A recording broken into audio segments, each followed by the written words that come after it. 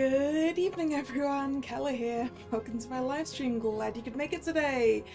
And sorry for the slight delay at the start of the stream there. I was trying to make this event-specific layout work, and I thought I'd fixed it last night, but apparently not. So, hello Nick, hello Drag. Drag, I hope your cold gets better. How are you doing? Aside from that. Right, so anyway, today it's the Choose Wisely Festival this week. Links in the description, as per usual. And the game I'm going to be streaming today is The Case of the Serialised Killer, which I am told is a relatively short game, but whether we'll get through it or not, having lost quarter of an hour to technical issues, I don't know. The chat title is hard to read. Yeah, I had to make that image very small. I think they designed it to be like overlapping at the bottom of the page, but I didn't like how that looked. So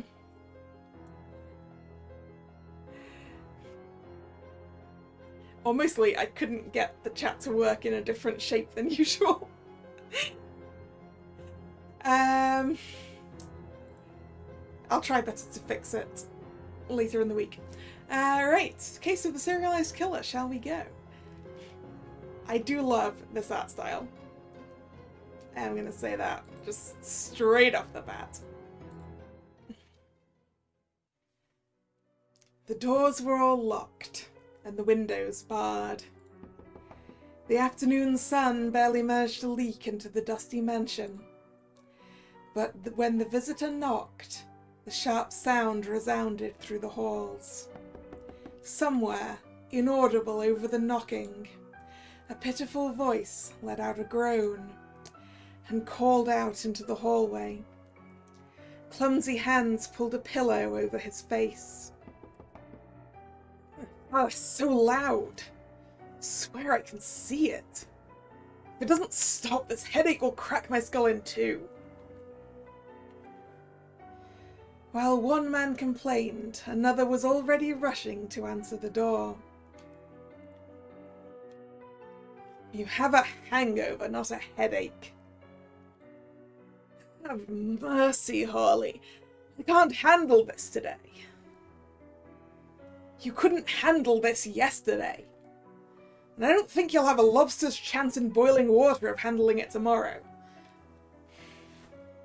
Unsympathetic, but undeterred, Hawley Faraday made his way toward the front door. He ignored the other speaker and their continued whining. He sighed. The moaning wouldn't stop until the knocking did, and Faraday would have to be the one to take care of it.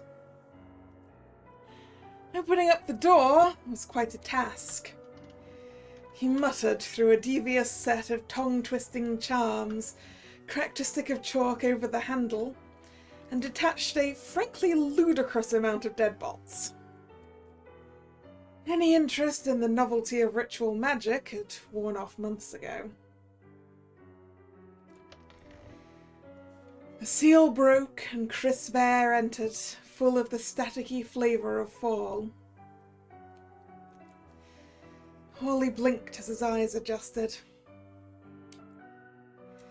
He hadn't missed all that sunlight, nor the serious, stiffly disapproving faces of the people on the outside. A messenger was standing in the step, letter in hand. Whomever had sent it had paid to have it hand-delivered. Urgent letter for Mr. Mr. Lud? Kale? Hawley raised an eyebrow. They'd paid to have it hand-delivered, but not, it seemed, enough to know the recipient. Ludikiel. Ludicale, I guess I would have gone with Ludicale. But Ludiceel. Okay. Going to try and commit that to memory. Comprehension seemed to dawn on the messenger's face, quickly followed by the inevitable grimace of distaste. I see. Faraday took a letter from his hand, gave it the once-over. It's not a bomb, is it? That got the jerk's attention. No, sir, it's a personal invitation. Really? Well, toss my oars, thanks. Hawley rummaged in his pocket for a tip, and once that transaction was accomplished, set about resealing the door. He didn't want to be responsible for anything escaping. Soon the business was accomplished. All that was left was to find out what was in the letter. Harry! Quieter, please. You should get up. Open your mail yourself. Faraday could hear angry muttering as Harold got out of bed. He sounded irate, but at least he was up. I won't do it. I've done 2 before, and it's all so terribly demeaning. 2 stocking-clad feet met the ground. Then one of those feet failed to keep balance, and the ground became acquainted with a pair of elbows and a forehead. Seances are just a tasteless parlour trick. He clawed his way up the doorframe, and Harold Ludiceel stood as tall as he momentarily could. How dare they? They're speaking to a true alchemical genius. A man who can control the fabric of the human soul. Hawley fluttered the letter at him. Why don't you try controlling the fabric of your pants, buddy? Harold took one moment to register his state of undress. And that moment was all it took to puncture what little energy he had. Be that as it may, neither I nor anyone could show up and summon the souls of the dead. Their regrets or outstanding grievances. Perhaps I could summon those. But any vengeful presence strong enough to contact might kill the whole lot of them, rather than shake the table. Hawley sighed again. Maybe it would have been better to leave Harold passed out on the chaise longue. After all, Harold couldn't be pedantic while passed out on the chaise longue. I'll tell this bell person you say no, then. Harold waved a permissive gesture. Good, good, don't call me unless the big ones escape. It took a while for there anything to filter through the muck in his brain, and as a neuron finally made contact, Harold tripped again. Bell, as in Bernadette Bell, the author. Hawley caught both Harold and the suddenly wild look in his eye. The famous author? Yeah. Managing both Harold and the letter was certainly a handful, but Hawley managed to reread the letter, which was to say, the letter. It says, Professor Ludiceel, I request your presence at a party at my home this coming Saturday. I have heard tell of your incredible research into the supernal sciences, and need a man with your experience for the job. I trust no one else with this important task. My regards, Bernadette Bell. Harold got to his feet, brushing himself off. Well, it would be the pinnacle of rudeness to decline. So, will you bring business cards to this? Or will you just pass out slips labelled Kiss Ass so they know your real job? Harold shook his head, hangover suddenly absent. How do you not know Belle? She's been serialised for 2 years now, writes those murder mysteries with the shockingly grisly means of death. Hawley shrugged. An associate of hers was just murdered a few days ago? The irony kept it all over the papers. They have no leads at all, claiming an imp might have been the murder weapon. It's creepy to obsess over other people's business. You never know when you might need that information. We wouldn't want to make a faux pas if we met her. Fine. I guess that settles it. Even if you just said seances are fake. I mean, it's more complicated than that. And even if there's very little evidence that they're real, you never know what we might find out in the future. And it's a longer way to say fake. So, they want a good ghost story for their party. What's wrong with that? Well, it's not deceptive, per se. It's fun for the guests if we all pretend it's real. That's the idea. Hawley chuckled. Well then, I'm coming with you. Seeing you lie your ass off sounds like a show I don't want to miss. Plus, they said there'll be dinner. I haven't gotten to eat something I didn't cook myself in ages. Harold chewed the inside of his cheek for a moment before responding. Just promise me you won't embarrass me. Me? With you running around playing pretend about fake ghosts for a scrap of establishment acknowledgement. You really think I'm going to be the embarrassing one? Well, you don't exactly know how to dress. Hawley didn't see fit to dignify that with a response. He turned around and left Harold standing in the hall in his undergarments.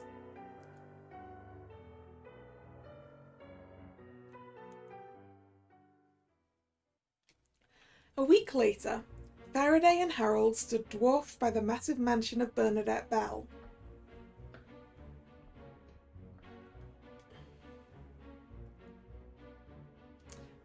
Why does this place feel like somewhere I've visited? Seems familiar somehow.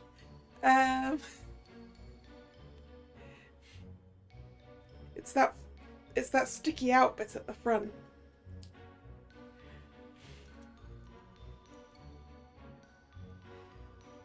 Thank goodness I bought the big jar of salt.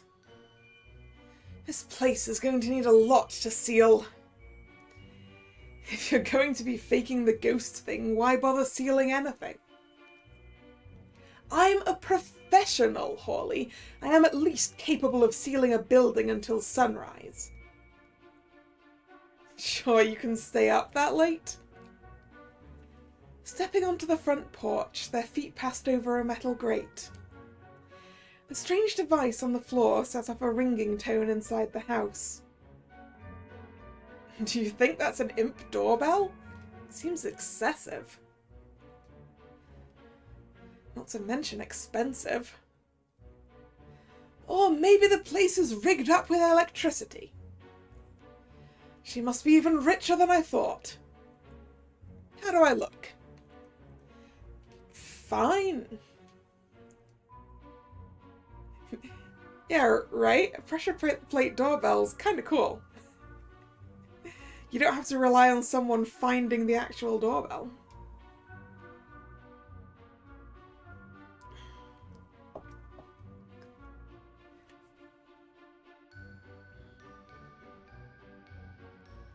But then again, I can just imagine having a pressure plate doorbell and it just going off constantly because someone's put a delivery box on top of it.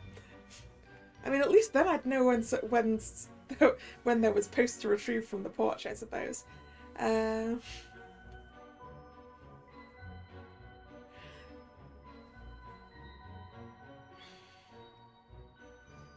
Fine. I really wish you would have dressed in something nicer. This is the nicest stuff I have. Plus, it's not like clothes change who you are. Either they'll like you or they won't. Unsurprisingly, this did nothing at all to assuage Faraday's companion. Associate? Now, there was a question. What was Harry Ludikiel to him? Nope, I've completely forgotten how to pronounce that now.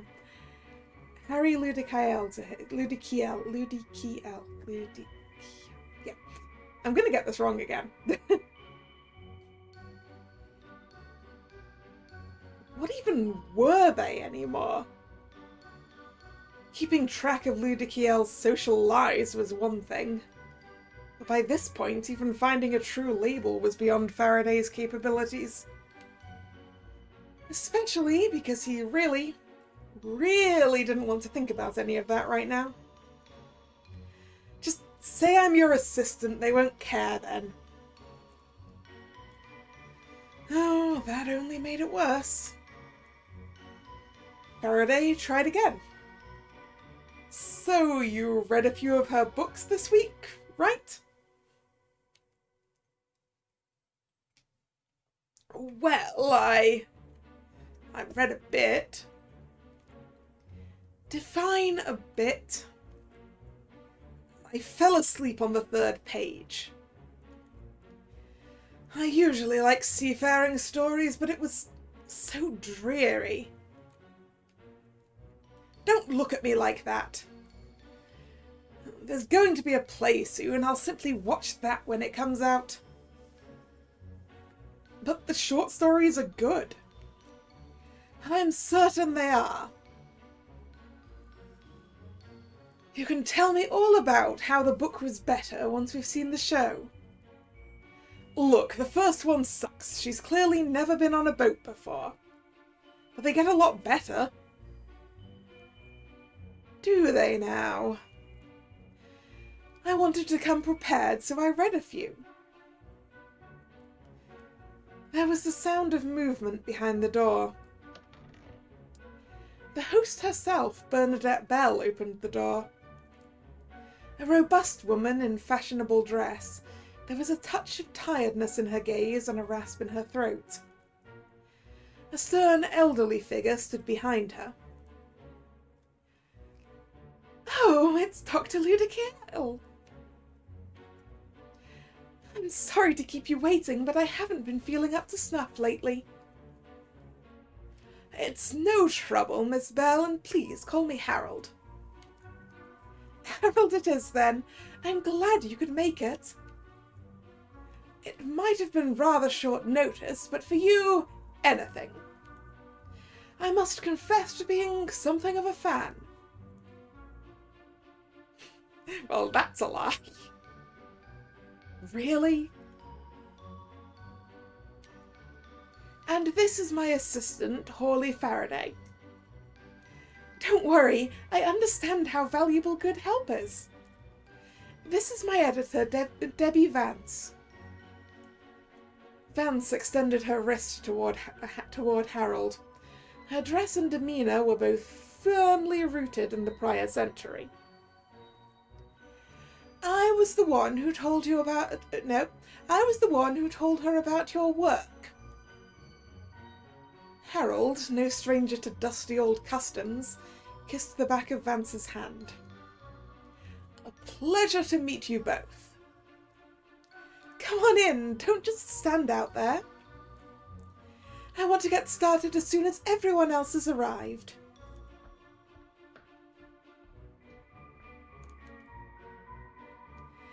Miss Bell, I need some time, to prepare. I love that you've kept this whole thing very mysterious. It suits a mystery writer like yourself. But I do need to know whom I'll be summoning. My friend, Gareth Canterbury... Gareth Canterbury. Such a recent death might be difficult to summon. If you can't do it, then please tell me now. I meant for an amateur it would be impossible. But for an experienced summoner like me, it shouldn't be a problem. Faraday leaned in to whisper. Harry, how the hell are you going to fake... Harold hissed back softly. Have you ever heard of hot reading? I'm guessing it's different to cold reading.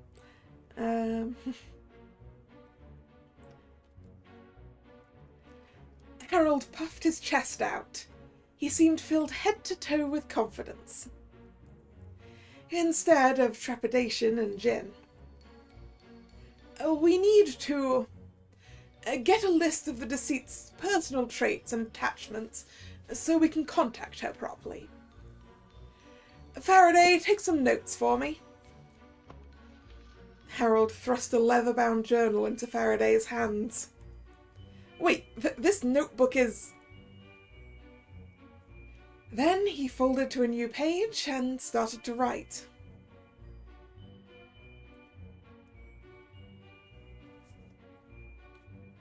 Sometimes Faraday will take notes on the people around him. These notes can be accessed at any time by clicking the journal icon to the right of the textbook. All these notes will be kept here. Okay.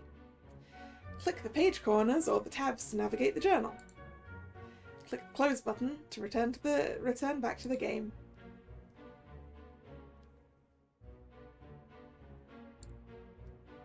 Boop. Gareth Canterbury.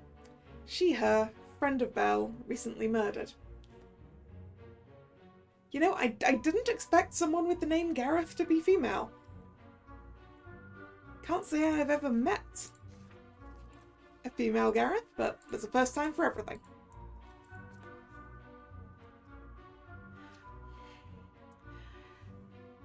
Belle turned to Vance for a moment, and while she was distracted, Faraday hissed a whisper to Harold. Harry, why are there notes on me? Oh, well, I started assembling all my notes on people into one notebook. Easy to keep on hand. Hawley rolled his eyes and sarcasm dripped from his tone. Oh, of course, that makes perfect sense. No, it doesn't. Most people don't think to keep an insane little dossier of everyone they pass by. Well, my memory isn't what it used to be. What if I slip up and say something that accidentally touches upon a sore nerve and they never forgive me? Faraday took to furious scribbling. Ooh, it lit up. Does that mean there's more stuff in here now?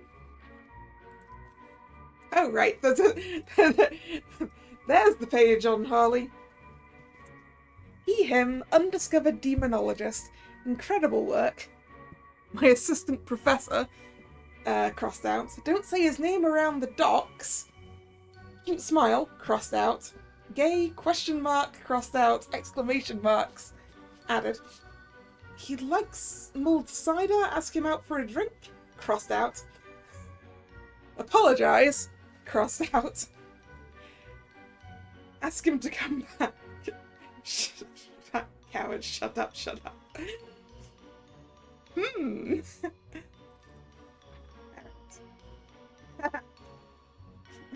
Harold Ludikiel. He, him, orientation desperate. Jerk, usually intoxicated and moping. One of the most influential demonologists of the era, but has no motivation. His house is full of nightmares that are a pain in the ass to deal with, but he's the most notable one. These two!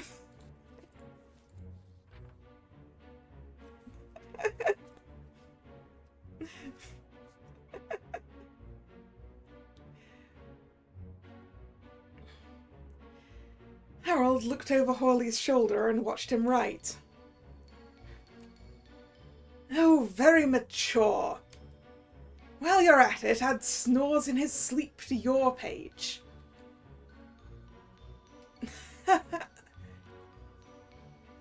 Belle's laughter cut through their squabble. Don't you agree, Harold? Absolutely, quite amusing. Harold had no idea what she'd been discussing with Vance. But people always liked to hear that they were funny. Miss Belle, I hate to divert you back toward a sensitive subject, but could you tell me a little more about your friend's career? It's important that I know what might tie her to this mortal plane.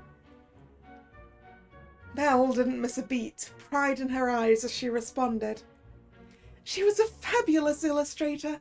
She worked on cover art for the chain. Faraday leaned towards Harold to whisper. The chain is the magazine her stories are serialized in. So, would you say she liked her job? Loved it.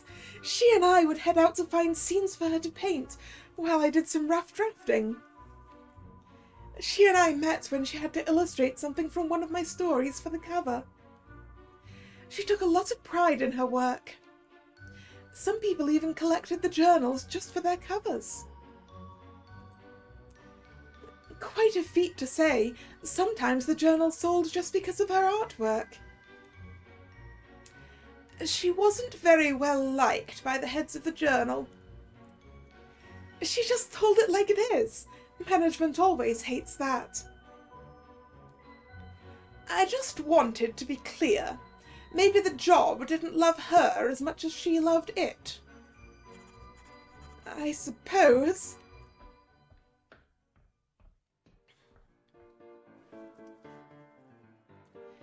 In the parlour, there were two guests already chatting away.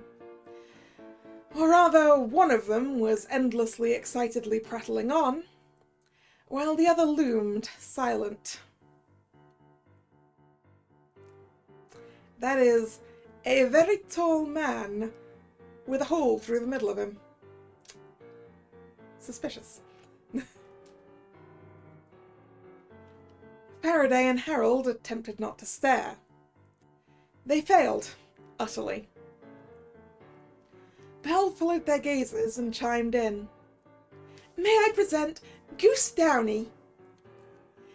They're here to help me with some details about future writing ideas. They're a hitman.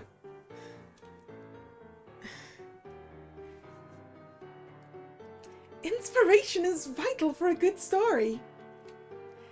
And who would know more about murder than that? So tacky. Faraday took note of the new guests. Alright, what have we got now? So, to Gareth's page we've added, popular illustrator, worked for the chain, disliked by her bosses, tells it like it is. Bernadette Bell. Tonight's host writes the popular Constance Little Bear series of mysteries. Harry, if you're reading this, the train one is great.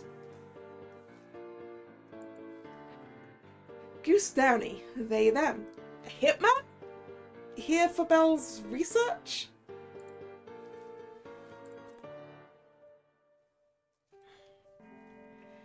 The doorbell rang and Belle grabbed Vance's hand. Oh, another arrival! And with that, Belle hurried Vance away, sounding slightly winded.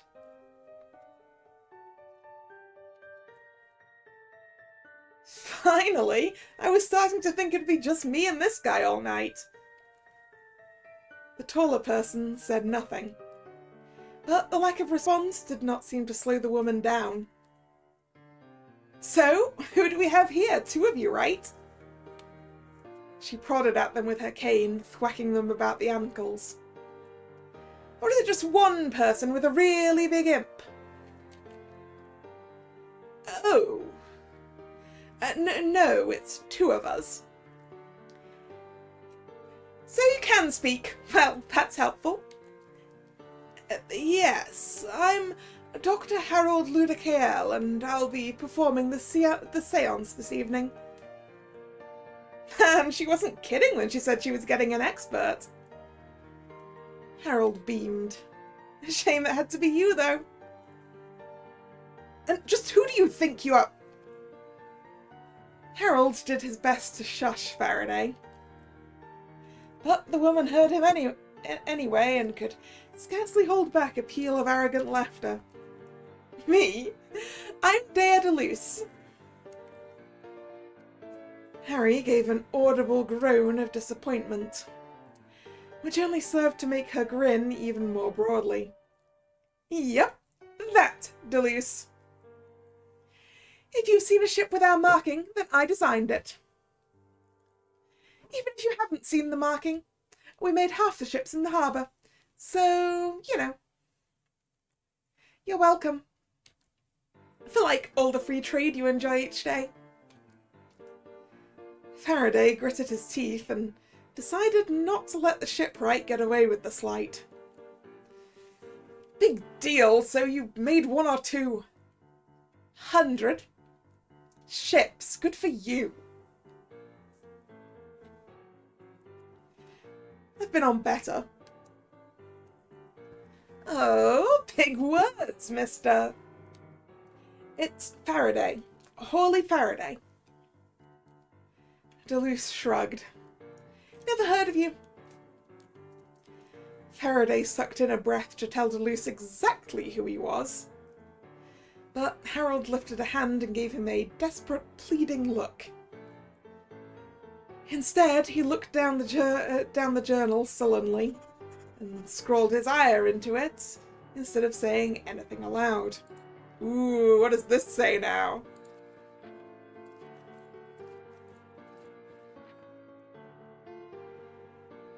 Dea Deleuze. Okay. I do like the pronunciation help. Shipwright thinks she's so special because she's economically noteworthy.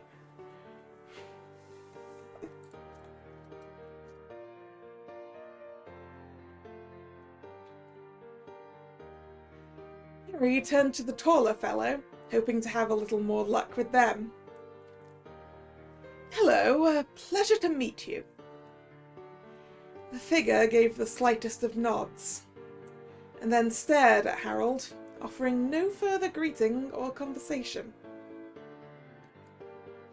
Harry's mind had half a dozen different reasons why Goose might choose to commit this social slight, and how each of them was probably Harold's own fault.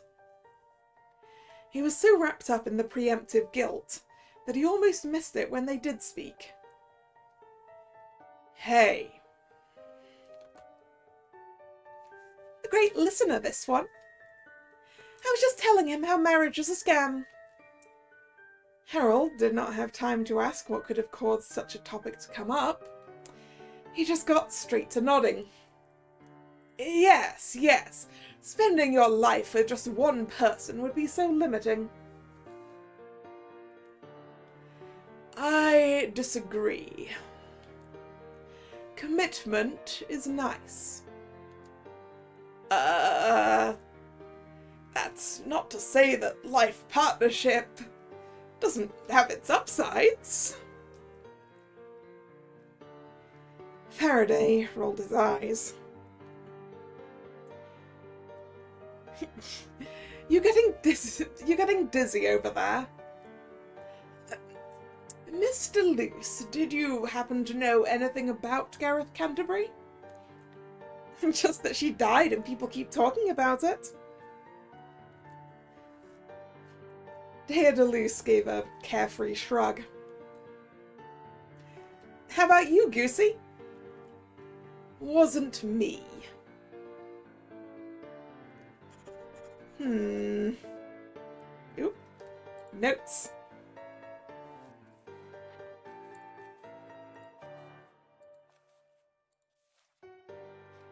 Wasn't that?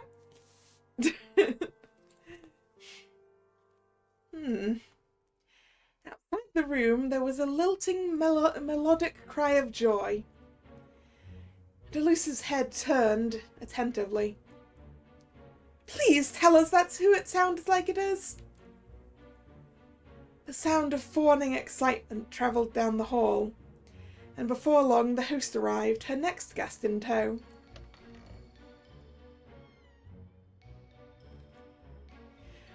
The door swung open, revealing a figure swathed in pink silks and sheer beaded fabric. Her eyes shone with abundant delight. Harold gave a slight gasp of enthusiasm. It's Clarice Myers. Who?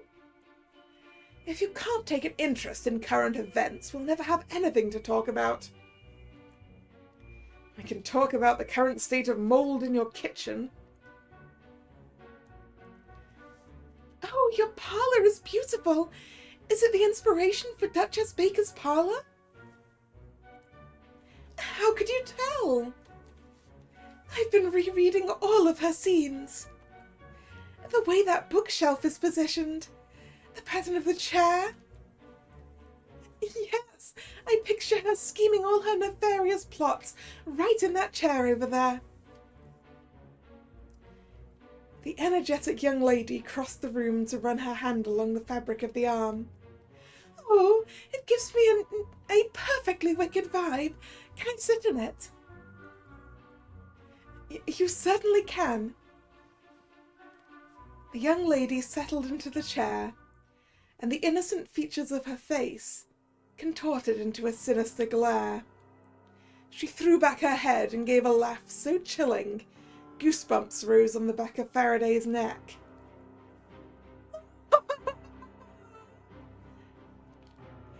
Try as you might for as long as you live, you'll never prove it was me, Constance Littlebear. Belle's jaw dropped. Exactly how I imagine her.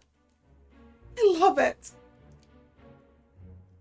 Miss Myers, I think you're disturbing the other guests. The young lady hopped from the chair, eyes once again wide and apologetic. I'm so sorry, everyone. I'm just so thrilled to see it for myself. No, Debbie, stop being such a spoilsport. Miss Myers, I couldn't have asked the director to cast a better Duchess. Yeah, are you kidding? A preview performance right here? Sounds like she knows how to party, unlike the rest of you chumps. Dea poked Goose in the knee with her cane. When are you going to start doing an evil laugh? It seems like something a real hitman would have. Better if they don't hear you coming.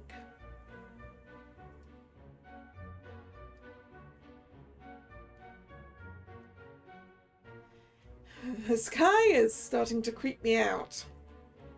Shh, don't let them hear you. Belle and Myers, however, were still off in their own little world, fawning over each other. Oh, I hate to be a bother, but Miss Belle, can I please have you sign this copy of the chain? I have all the ones with your stories in them, but this one is my favourite. Constance racing to solve the murder before the train pulls into the next station. All while knowing she might be found by the conductor. It was so thrilling.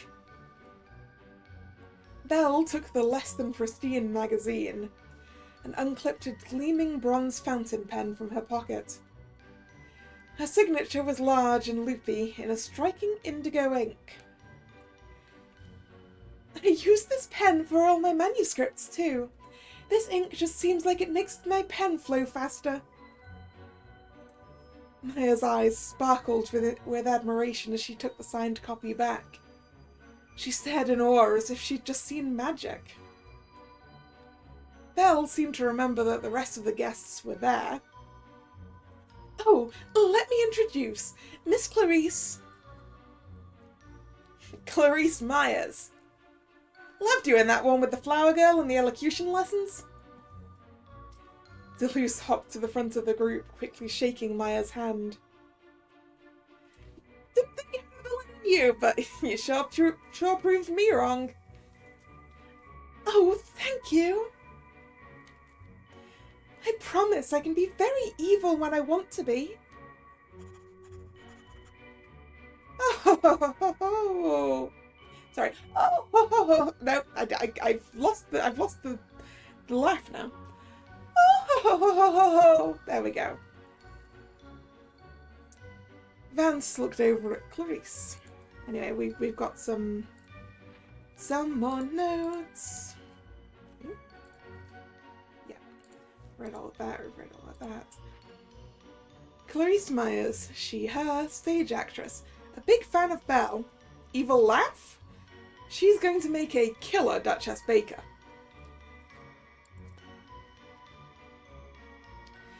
Finally giving an approving nod.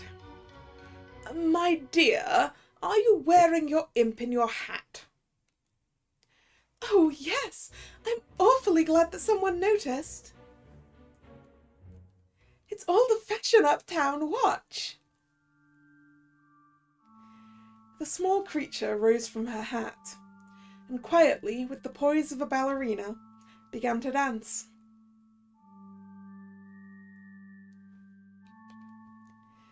Clarice Myers sang, a crystalline soprano weaving a hauntingly pretty melody. The others all stopped what they were doing, and crowded around to watch them perform. Vance smiled, and Deleuze stopped fidgeting, an ear turned intently up to listen. The little imp moved with grace, elegance, and far too many joints. After a moment, however,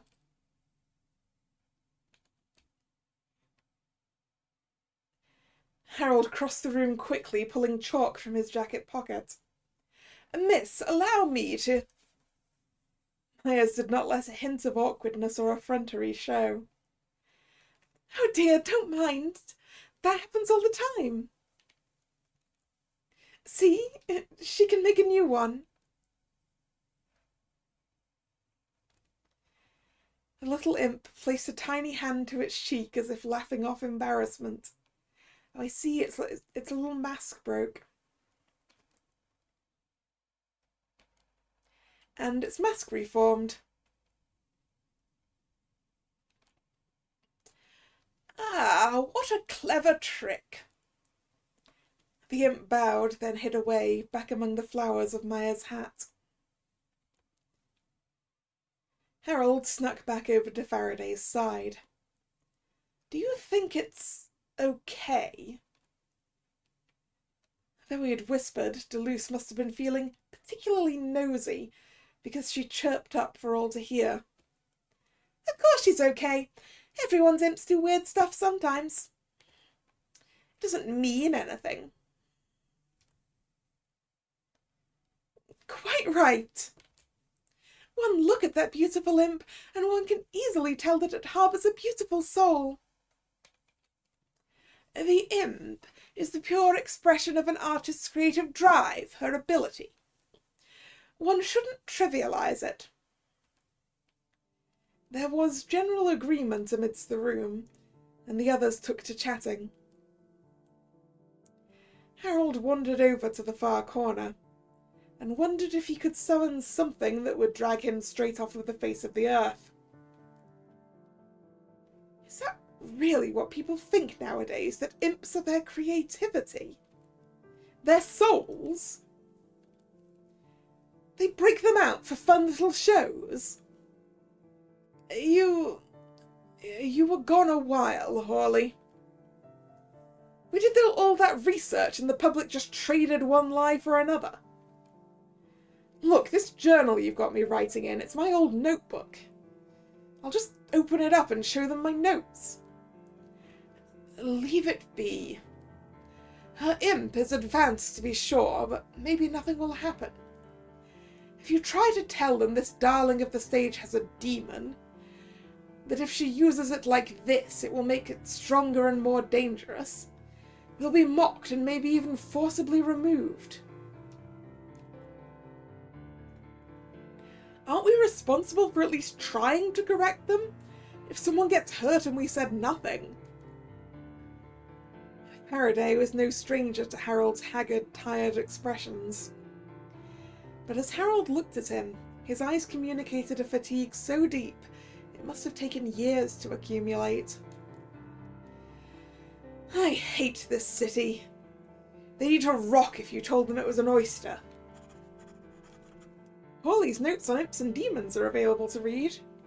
Oh. Let's first see if we've got anything else in the people section. No. Okay, notes.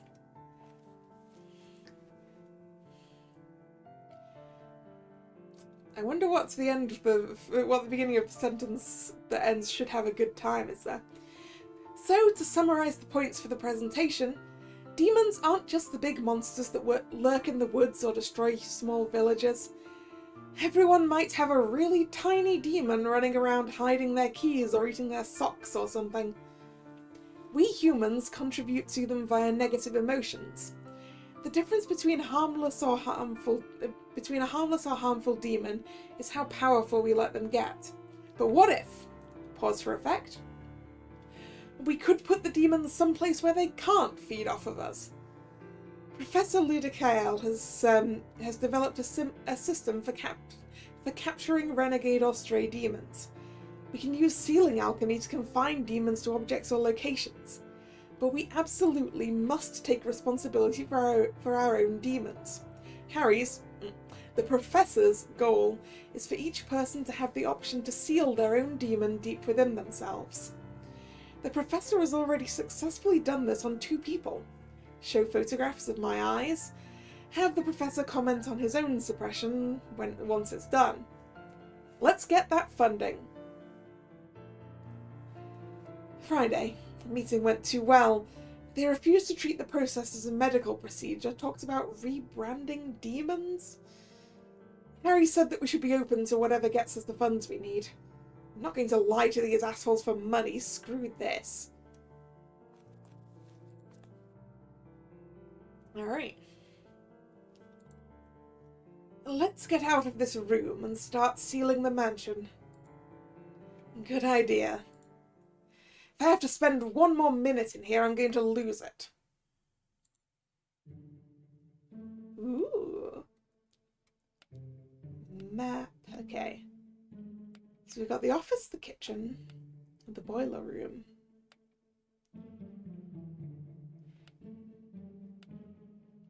Where shall I go? I want to go to the boiler room. The furthest possible place away.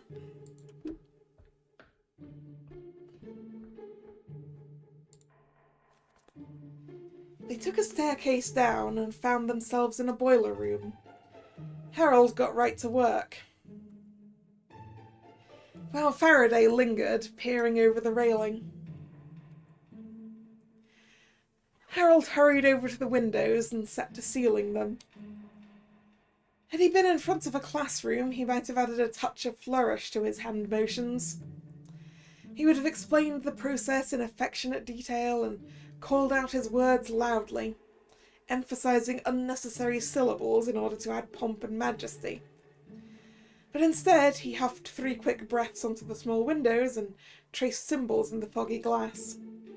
He closed his eyes and focused on the roiling, abundant anxiety within his gut, and without a word pressed it all down.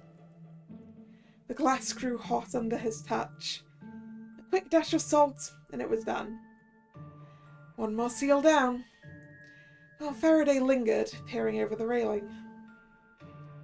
The boiler was immense, large enough to fit a carriage inside. Why make a room like this so big? It's a big house. But it is quite something to look at. It must cost a lot to heat this place. Can we heat your place more this winter? If this job leads to another one, maybe.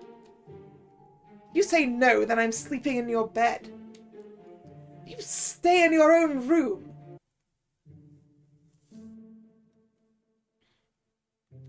Yeah, I don't think it's just one floor, because we've got stairs here, and we've also got stairs here.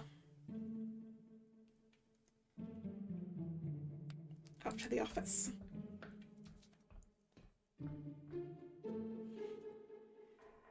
This must be where she writes. Good to know at least one room here isn't just for decoration. Not everything has to be utilitarian. It does on a ship. You're such a braggart. Gallivanting off on ocean travels, while the rest of us are stuck boarding ourselves up in dry study. It's not like I got a lot of time above deck. You think I had a lovely time working on my tan? And you don't even have the grace to look back on it fondly. You're a fundamentally ungrateful person. Says the guy who hasn't washed his own laundry in 3 months. Harold set about sealing these windows too. While he was deep in concentration... Oh! You boys already got in here? I came up to open the door for you. I usually leave this room locked. I'm so sorry. I had no idea. We were just about to finish up here. It's quite all right. I leave anything important double-locked. You wouldn't have found it even if you tried. Harold's teeth were grinding loud enough for Belle to hear them across the room. Please, Dr. Ludikiel. You don't need to be so on edge all the time. I assure you, I'm already aware of your history. But I have the utmost confidence. Well... I think that Faraday can handle this room on his own. I'll just head along, shall I?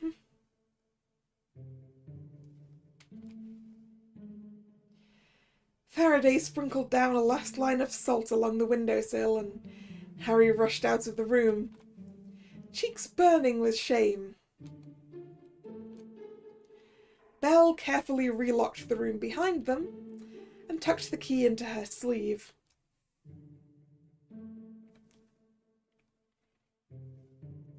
Well, let's go to the kitchen.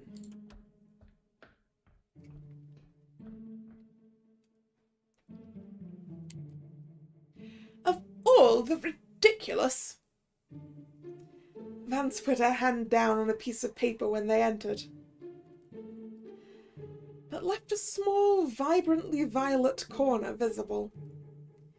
When she moved to grasp it the rest of the way, she dropped it. Faraday rushed over to pick it up. It says, Bernadette Bell, tonight we are coming to steal... Vance snatched it away, then crumpled the paper up. I'm sorry. This is a letter that was slipped under the door. It sounds an awful lot like a Phantom Thief note.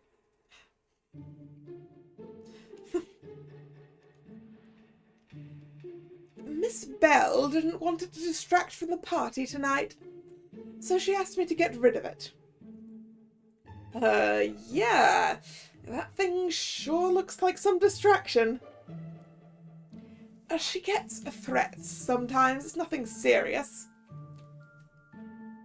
Well, I will be finished sealing this place in a bit.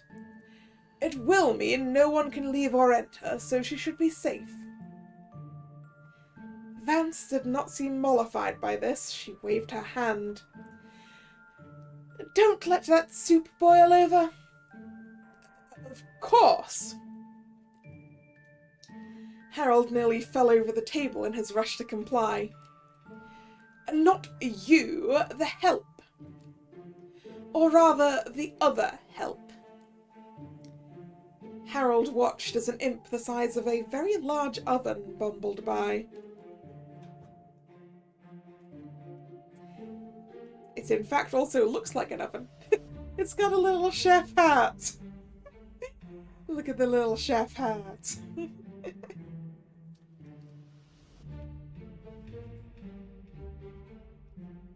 It walked slowly, as if moving at all was a chore. The heat emanating from it, even from yards away, made Faraday start to sweat. It opened its mouth and a whistling filled the room. Faraday grimaced and covered his ears. The large imp removed a tea kettle, poured a cup, and put the kettle back in its mouth. As soon as its mouth was closed, the sound stopped. Vance took the cup, sipping it and surveying the room. On the table, a knife-like imp was chopping some form of leafy garnish. Right, so imps can be like anything then. Look at his little face, his little hands. Oh, a knife flying all over the place on its own. Watching that isn't disconcerting in the least. You needn't fear. It's all well under control. So, the height of technology allows people to finally take a good hard look inside. And what have we done? Sold them to the highest bidder. What's next? Legalizing the black market for organs? These are just rental imps. Some hard-working people, through no fault of their own, very much need that money.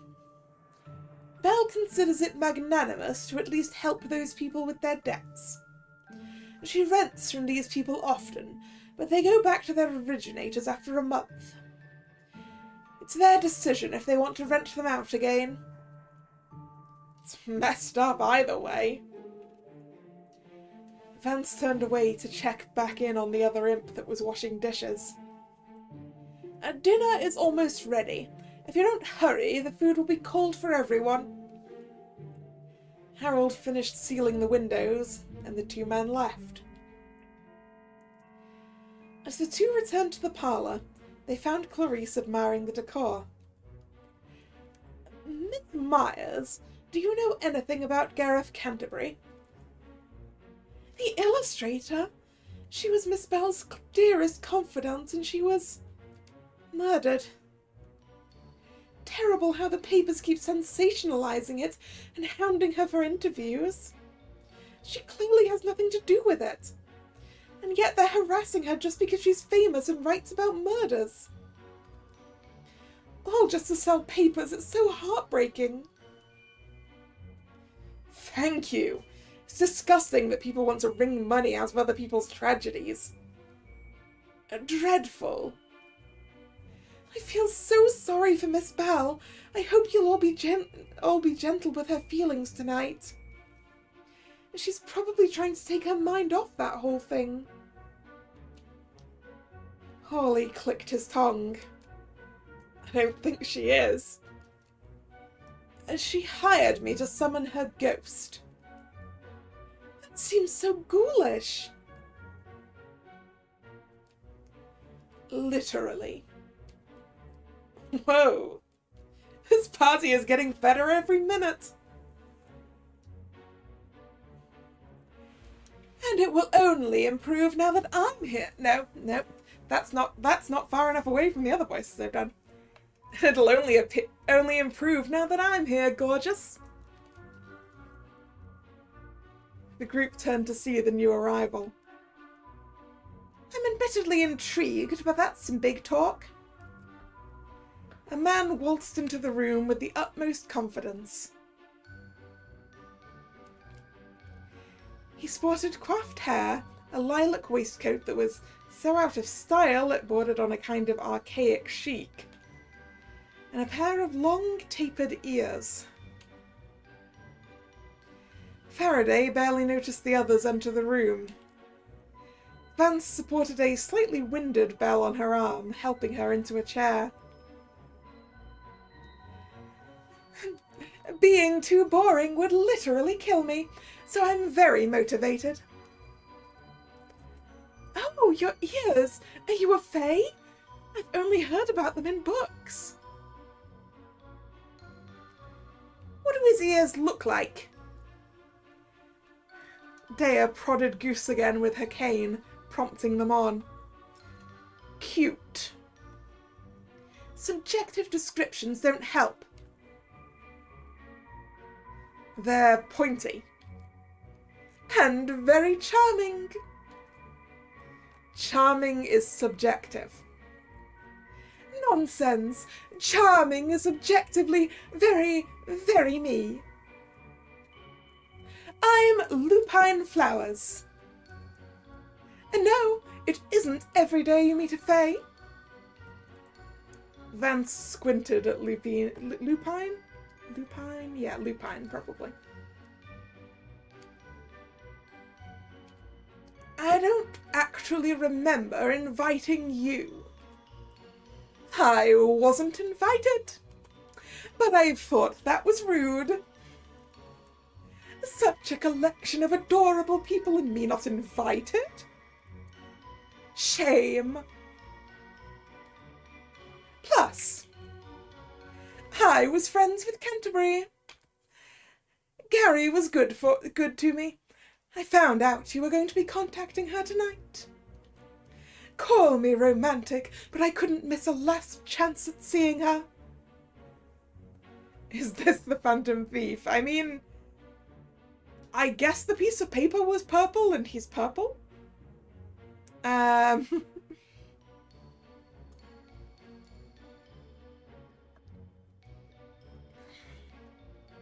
Sorry, lilac. It couldn't hurt. And Gareth was so quiet, I didn't even know she had any other friends. It's really a pleasure to have you here. Well, if you're certain. Debbie, shouldn't you know better than anyone else never to turn away a fae? Nonsense. As an expert, I know that the fae are all sweet, adorable, wholesome creatures. They are born amidst the cabbage patch and tenderly rock the children to sleep at night.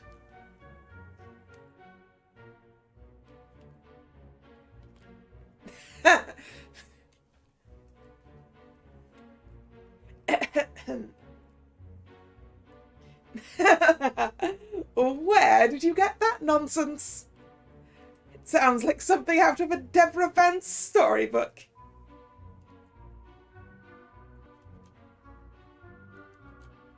Can you get dinner started, Debbie? You have the cooking and serving imps in the kitchen, don't you? Of course. Please be careful.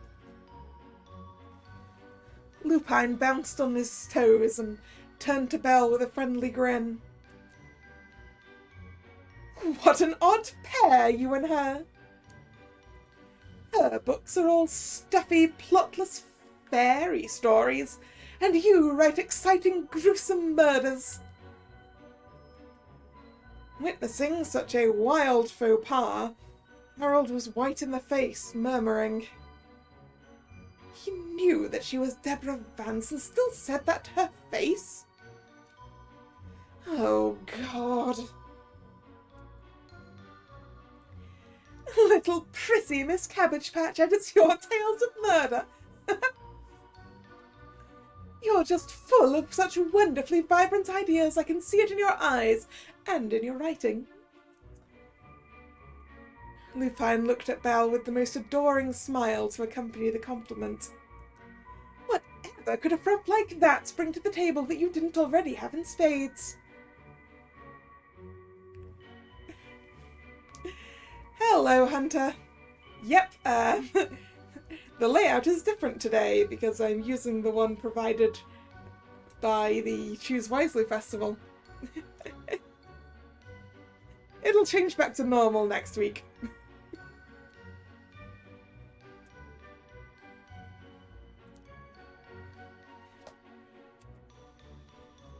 Oh! Maya's hopped like a child in a classroom, one eager to be called on by the teacher. Miss Bell, do you mind if I tell him? Go right ahead. It's infinitely more fun to hear my accomplishments coming from someone else's mouth. Myers dove in. Miss Bell published the first mystery under a pen name. You see, she wasn't confident in her work. Though the first one wasn't a major hit, it got people excited about the characters, and she started to write more stories. A couple years ago, she got picked up by the chain. That's when I found out about her. And that's when I started reading her as well. You can get the chain in Arcadia, if you know the right guys.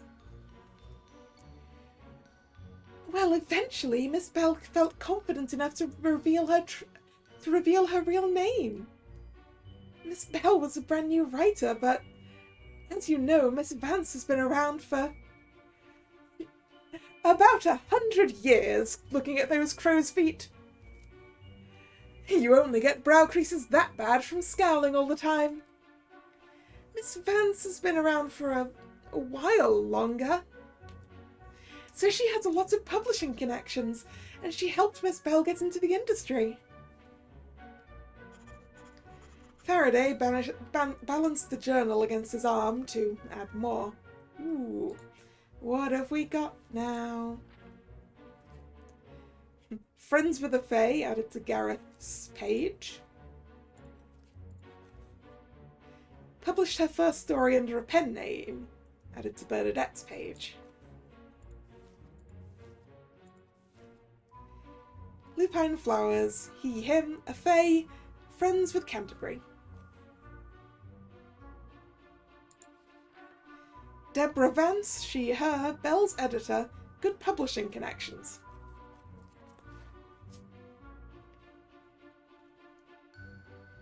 When Faraday looked up, Lupine was already behind him, peering over his shoulder. Ah!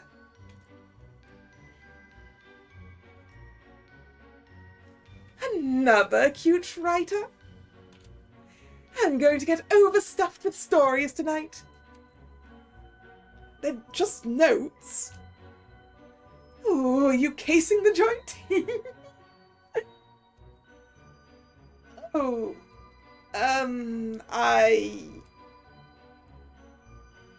Belle does have some amazing things, though. She's been collecting occult items. That's what I read. You can see some in her gorgeous curio case over there. Deleuze scolded Goose. You didn't tell me about what's in the curio case. I didn't look. Well, how about I give you all a tour? Ooh, a tour of the curio case. This pair of silver rods are supposed to be useful for finding hidden items. Ah, dowsing rods. This spike is my most recent purchase. The seller said it was the tooth of a toxic shark demon. Oh, Goosey, is it stained with blood? Goose grinned. Nah, but it's about the size of your fist. Whoa! This set of candles is from the first successful angel summoning. Faraday leaned over to whisper to Harold. That's not a thing, right? Some demons are good liars. These coins are said to be clues that lead to a treasure map. Something for me to keep busy with once I retire, I suppose. Invite me along for that one. I definitely want treasure discoverer on my resume. Down here is a device that reacts to ghostly presence. I plan to test it tonight. Welcome back, Nick.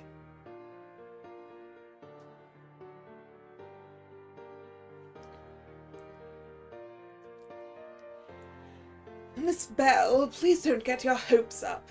Devices like that tend to be completely fake. Unlike Harry here, Faraday muttered under his breath. This last one is a personal favourite. It's a listening device that can pick up people's inner thoughts that are floating around in the air. Now that sounds useful for a murder mystery. What's this game about? The writer's friend had... Belle here, who is a writer, her friend got murdered. We've been invited in to hold a seance. And that's about where we are. I've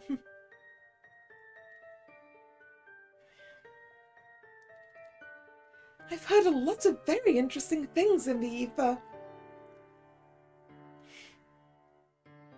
Incredible! But you must hear such strange things.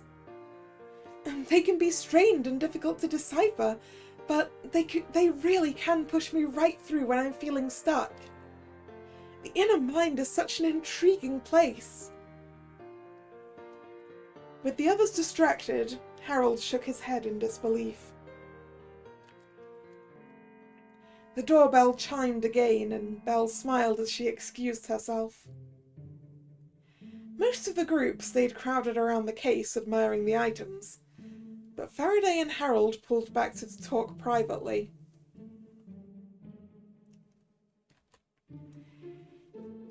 If you're going to be selling fake seances, then we might as well get into the fake artifact business too. Demon sharks. Hawley curled his fingers and with both hands pantomimed a large pair of jaws. He chomped them on Harold's arm. For the briefest of moments, Harold smiled, but it quickly gave way to his usual demeanour. I certainly hope they're all fake. What if one of those was actually someone's severed imp? The ones in the kitchen are bad enough, but at least they're under Vance's control. Nobody's approved and rented out stuff in the cabinet. If one got up and got loose. Speaking of getting loose, maybe we should get to sealing those windows? I don't want to miss dinner because I'm hanging off the roof putting salt down for you. I want to at least meet all the guests first. And we've barely found out anything at all about Canterbury. True, I guess you need to make this as convincing as possible. Though, looking at that case, it seems like she's the type to believe you can move without rowing. Hey! Harold narrowly avoided both a heart attack and a faceplant straight into Faraday's sweater. We'll be right back. I'm going off on a little unauthorized tour with a cutie on my arm. No telling, okay? You only get to peek into other people's houses on a rare occasion. Deleuze and Lupine slid out of the room before anyone could give any kind of objection. Damn, that Faye was the only one who claimed he knew Canterbury. It would be great to know what kind of thing Belle's expecting you to ask her. No, what kind of thing Belle's expecting to ask her. I would assume it's something about the murder. That or confessing some sort of feelings. That would be a lot easier. If not more ethical. Bernadette Bell re-entered the room for just a moment, followed by a formally dressed military man. His boots made a loud, crisp sound as he walked. Unless we are graced by more Fae, this is her final guest. Lieutenant Merrick Nowak. Nowak? Marek Nowak. Maybe. The man who now darkened the parlour doorway caused Hawley to narrow his eyes. You know him. When you've been at sea as long as I have, you know one, you know them all. Nowak shot Clarice a smile. It's good to see I have some other guests I can recognize. No, we need a voice. We need a different voice. It's good to see I have some other guests I can recognize. I went to see your first show on a date with the woman who would be my future wife. She loves your work. Oh, how sweet. Have you got yourself someone special? Oh, no. I'm not interested in that kind of thing. At least not in real life.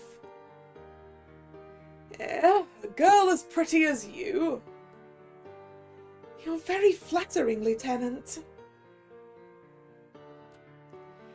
But as I said, I'm not really interested.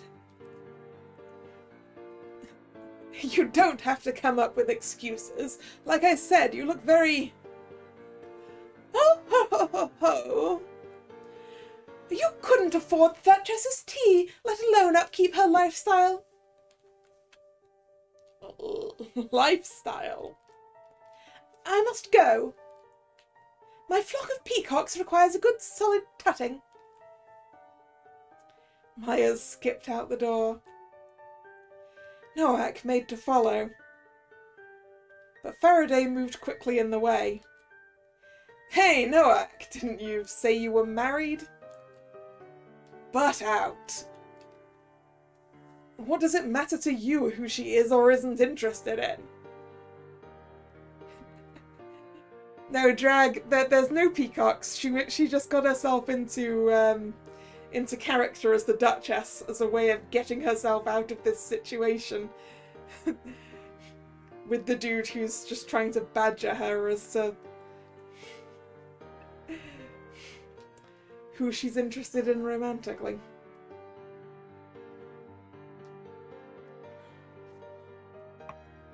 When she already said she wasn't. No one was talking to you, Porky. You're the porky one, water pig. Nowak stepped toward Faraday, who stared him down right back. The medals on Lieutenant Nowak's chest shifted. Opening to reveal a scramble of glaring eyes. Step aside or I'll step on you. Faraday's ankle jerked aside at an odd angle, and he barely kept it from twisting. His hands trembled. Leave her alone. Luckily for Faraday, Belle chose that moment to return to the parlour. Lieutenant Nowak, I ask you please not use your imp on my guests. Of course, Miss Belle. That's one dangerous creature. They're all dangerous. Not at all. It only helps make sure people listen to what they're told. It's essential to have discipline in the military. But we're not in the military. I was just giving him a little scare as a joke. I wasn't going to do anything. We're all friends here. Marek shoved Faraday a bit roughly, knocking him off balance. I don't like this guy at all. Harry managed to catch his arm. Hawley, don't make a scene. I don't think I could if I wanted to. What the hell kind of species is that? See? He's fine. So, you said all imps are dangerous? Of course, any imp could destroy a man. Well, I assume that means yours is quite ferocious. 'Cause if you had a demon, I'd have to do my duty by the law. I, just see things. Noah gave a low, deep chuckle. I will be sure to beware, then. Harry cleared his throat and tried to pull his friend aside as for the line of fire. We should probably finish getting the place sealed. I'll take my assistant with me. Harold gave an apologetic smile to Belle. Belle returned it with a warm glance of her own. It shone genuine. Thank you, Dr. Ludakiel. Ludakiel? That's Ludakiel. Isn't he under house arrest? Laughter interrupted from outside of the parlour. Whatever Noack had been about to say, he was soon miles away. His attention had been completely diverted. I'll show you, because I really mean anywhere I'm locked out of. Bam! Dear, so good to see you. At the sound of Lieutenant Noack's voice, Deleuze froze and turned to walk right back out the way she came. It sounds like not a lot of people like this guy. So, Mr. Flowers, need a light for your cigarette? Oh no, you'd be amazed at what I can do with fire. Let's find a big room and I'll show you. Faraday smirked as they left. 2 for 2 with the ladies tonight, huh? Seems like she's not that into you, deckhand. She's just being playful. It's her way. Hawley, let's go. Harold picked up his large container of salt, and the pair left the room. I want to tie that guy to an anchor and throw him into a raging storm. As far as I could tell, it seemed like Deleuze would probably help you. So would most of my old crewmates. You know, the sailor ratio is all off here. Too much law. What if we called in some of them? Please don't get us into trouble here, Hawley. You promised you weren't going to embarrass me. Sorry, I didn't know it was embarrassing to stand up for yourself. You know what I mean. Don't get in Noack's face and make a big scene. You might not have a spine, but I can still locate mine. An officer like that could actually hurt us. He could hurt you. Fine, I'll try not to rile him up. But if he starts it, I can't promise I won't fight back. Mum and the rest of the crew didn't raise me to bow to guys like that. They finished sealing the mansion. They were barely done before it was time for dinner. Ooh, have we added notes about the lieutenant?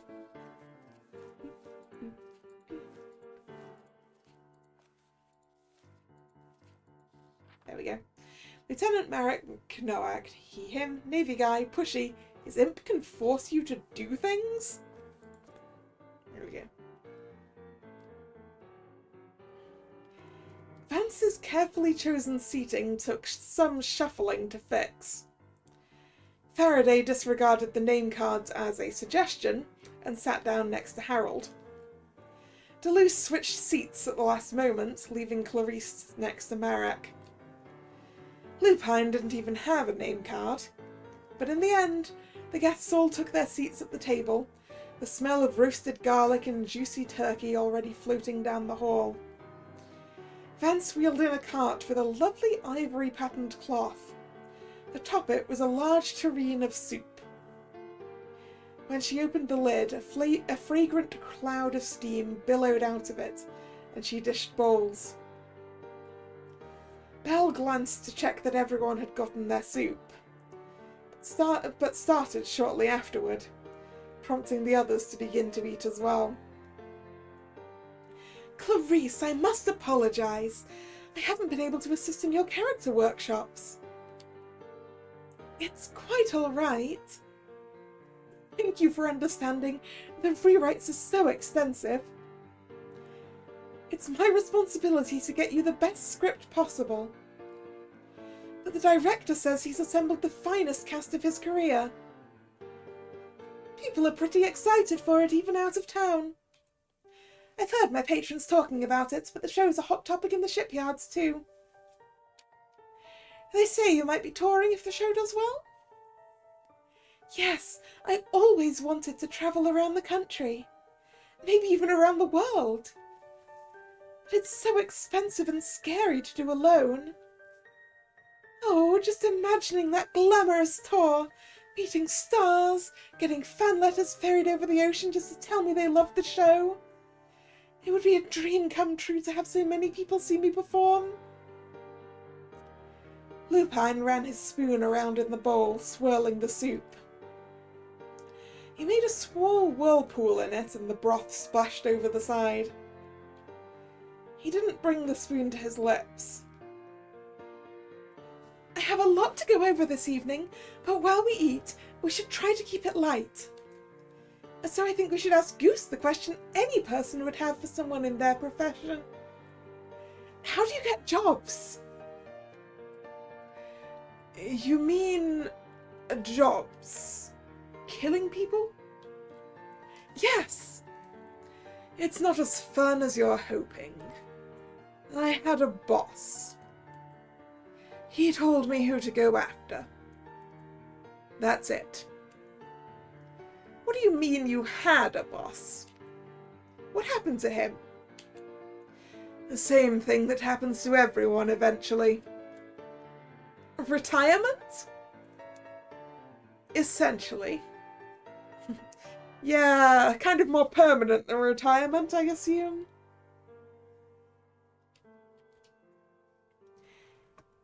So handsome and mysterious. Lupin cooed at Goose. Goose stared down at their soup bowl. Lieutenant Nowak laughed and pointed at the hole in Goose's middle. Well, looking at you, he took a severance package. Goose took their time slurping up some soup before responding. You should have seen the other guy. Yeah? Goosey, what's that creep talking about? I'm not all here. I'm partly somewhere else. Where? Sold my imp a while back, like other folks that left a hole. So that's what that is. Mine's kinda hard to hide, though. Hell if I know where the imp is now. Vance called from across the table. Language? Sorry, I'm just saying if I knew where that part was, I'd be there too. Lupin leaned back in his chair and let out a loud whine. I'm famished. Can't someone tell us a good story already? Anyone have weird family secrets? A saucy romance? A neat gender? Deleuze finished her first glass of wine. Yeah, I'm gonna assume that if he got his imp back, the hole would be filled.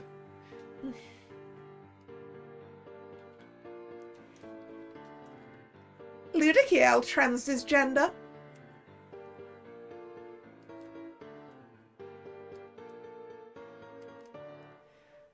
Don't do the pun, Harold. I swear it's not as funny as you.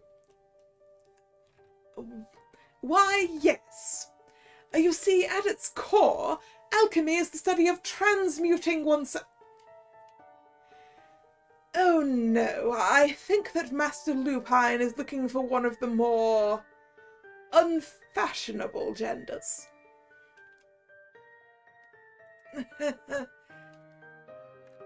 His throat tightened and Harold squeaked out something so high and soft only Hawley could hear it. I want to die. You can die next week. That's what you said last week. Lupin pouted and crossed his arms. Nah, give me something else, something really interesting, Mr. Seance Guy. You haven't said much. Tell me your story, the quiet ones always make me curious. Nothing much to tell. Don't be modest, Ludakiel. It would be rude to leave our Fey guest hungry. Maybe you're worried that he'd throw up your story.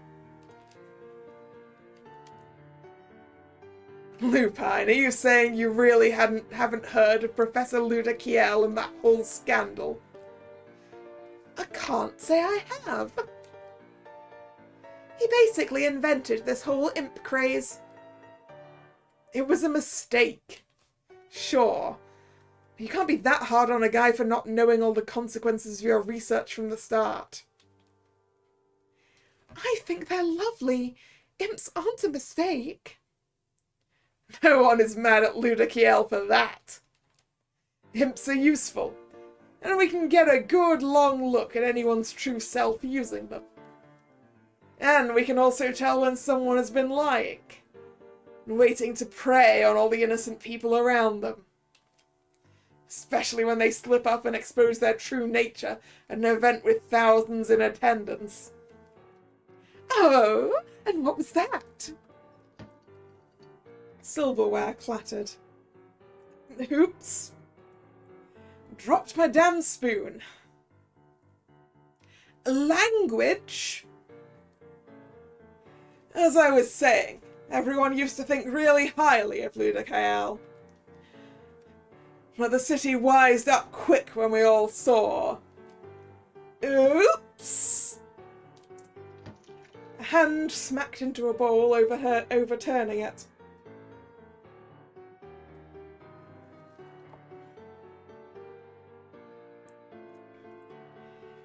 Yeah, Vance is very much the what's the word?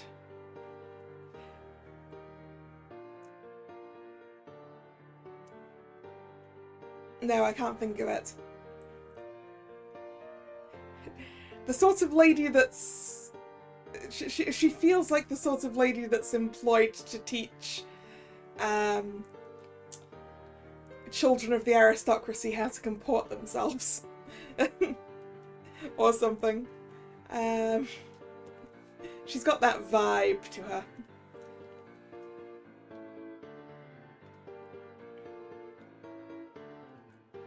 Drop my fucking soup! Language! Faraday flashed Harold a smile. Harold could have kissed him.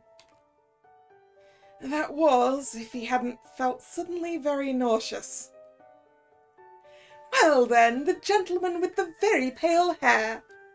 You must have some stories? I'm just asking for a little appetizer. All right. So one time we were up at the Lake of Frost. Coldest I've ever been.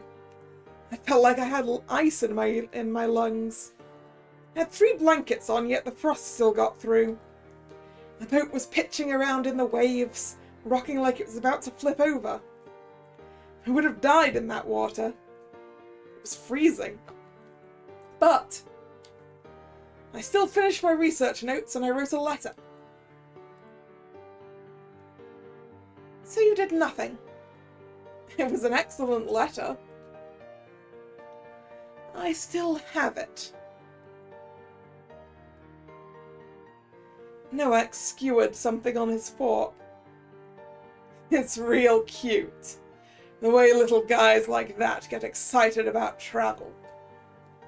He goes on one boat, And now he's got a lifetime of naval experience.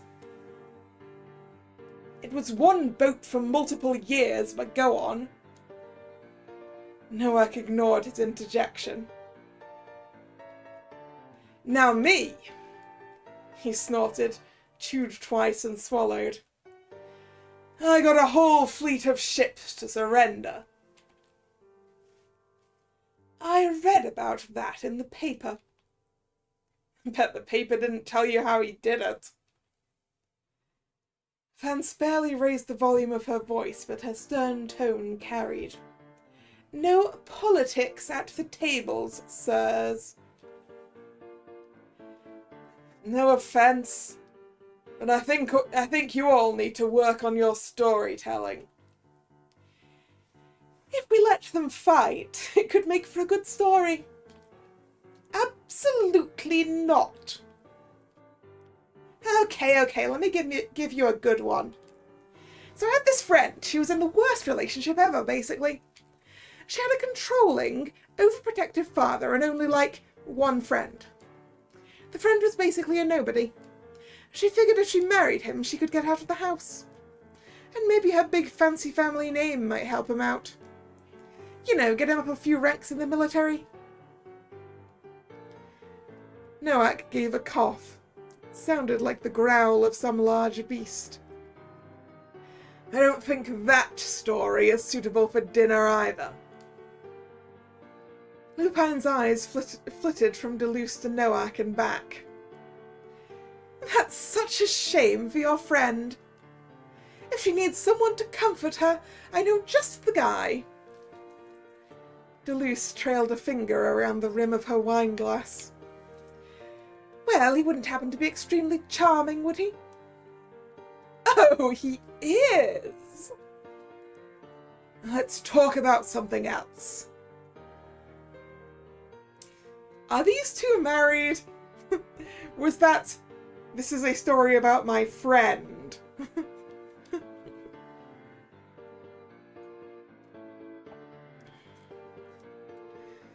I agree.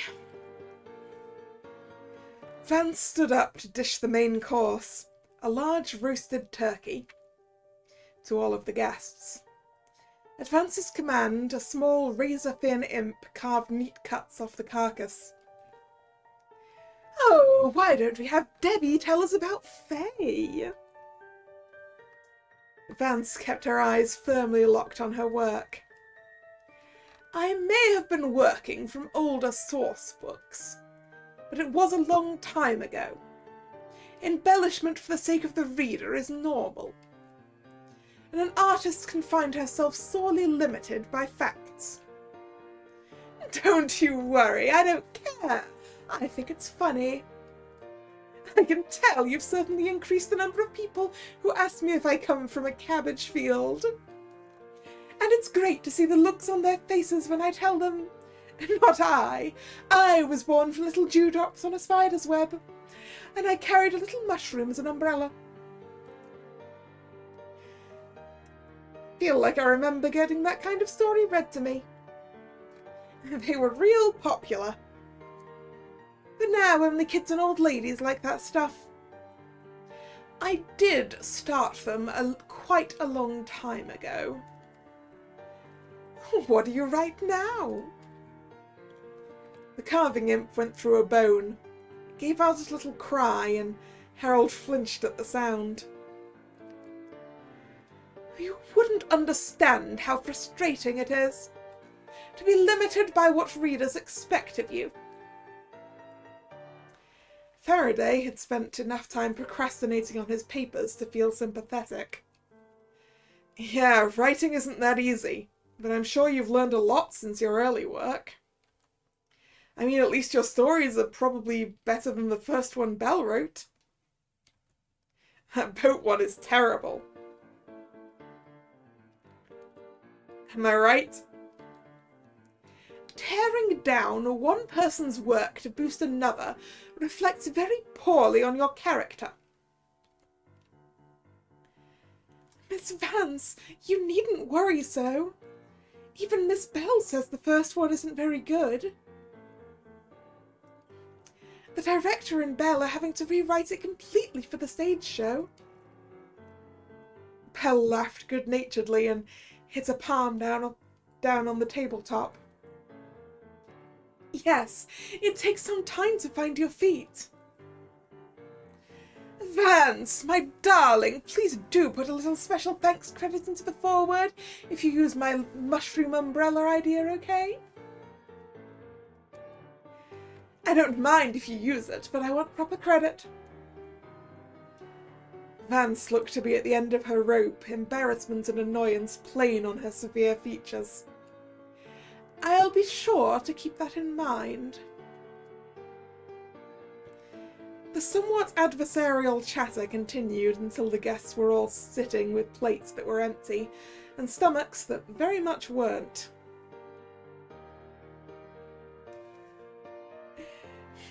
I mean, Drag, a mushroom is kind of umbrella-shaped. Well, it depends on the mushroom. I guess a button mushroom isn't very umbrella-shaped, but something like an oyster mushroom would probably work quite well for a small creature.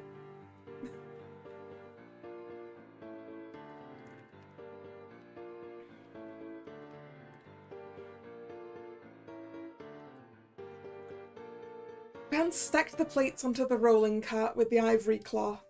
No, ivy cloth, not ivory at all. With the ivy cloth, and a serving imp wheeled it away. This has been more fun than I had thought it would be. But you will all follow me to the parlour. It's time for the main event.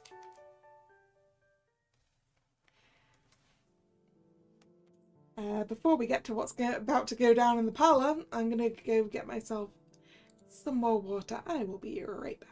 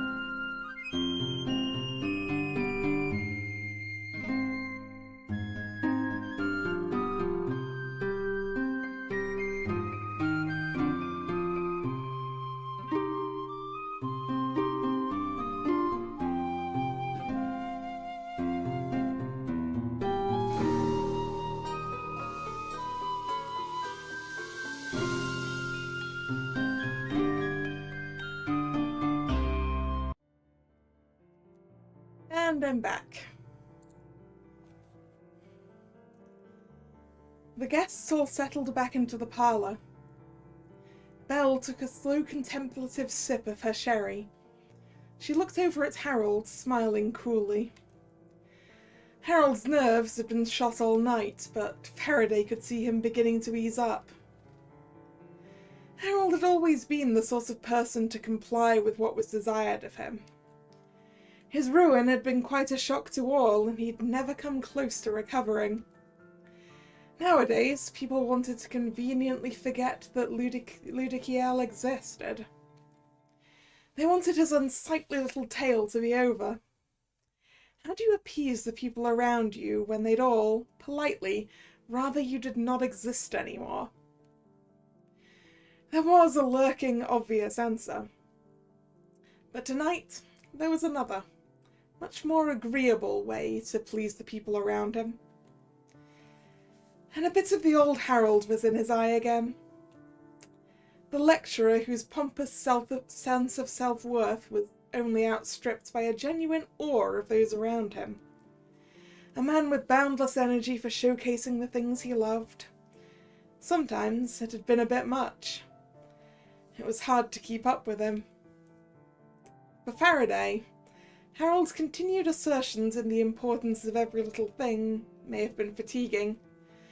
But in those bygone days, Harold would look over at Faraday, and Faraday would remember that there was someone Harold adored most of all. Faraday took a sip of his untouched wine. It tasted like vinegar, but his cheeks felt warm, and he hoped the glass would hide them.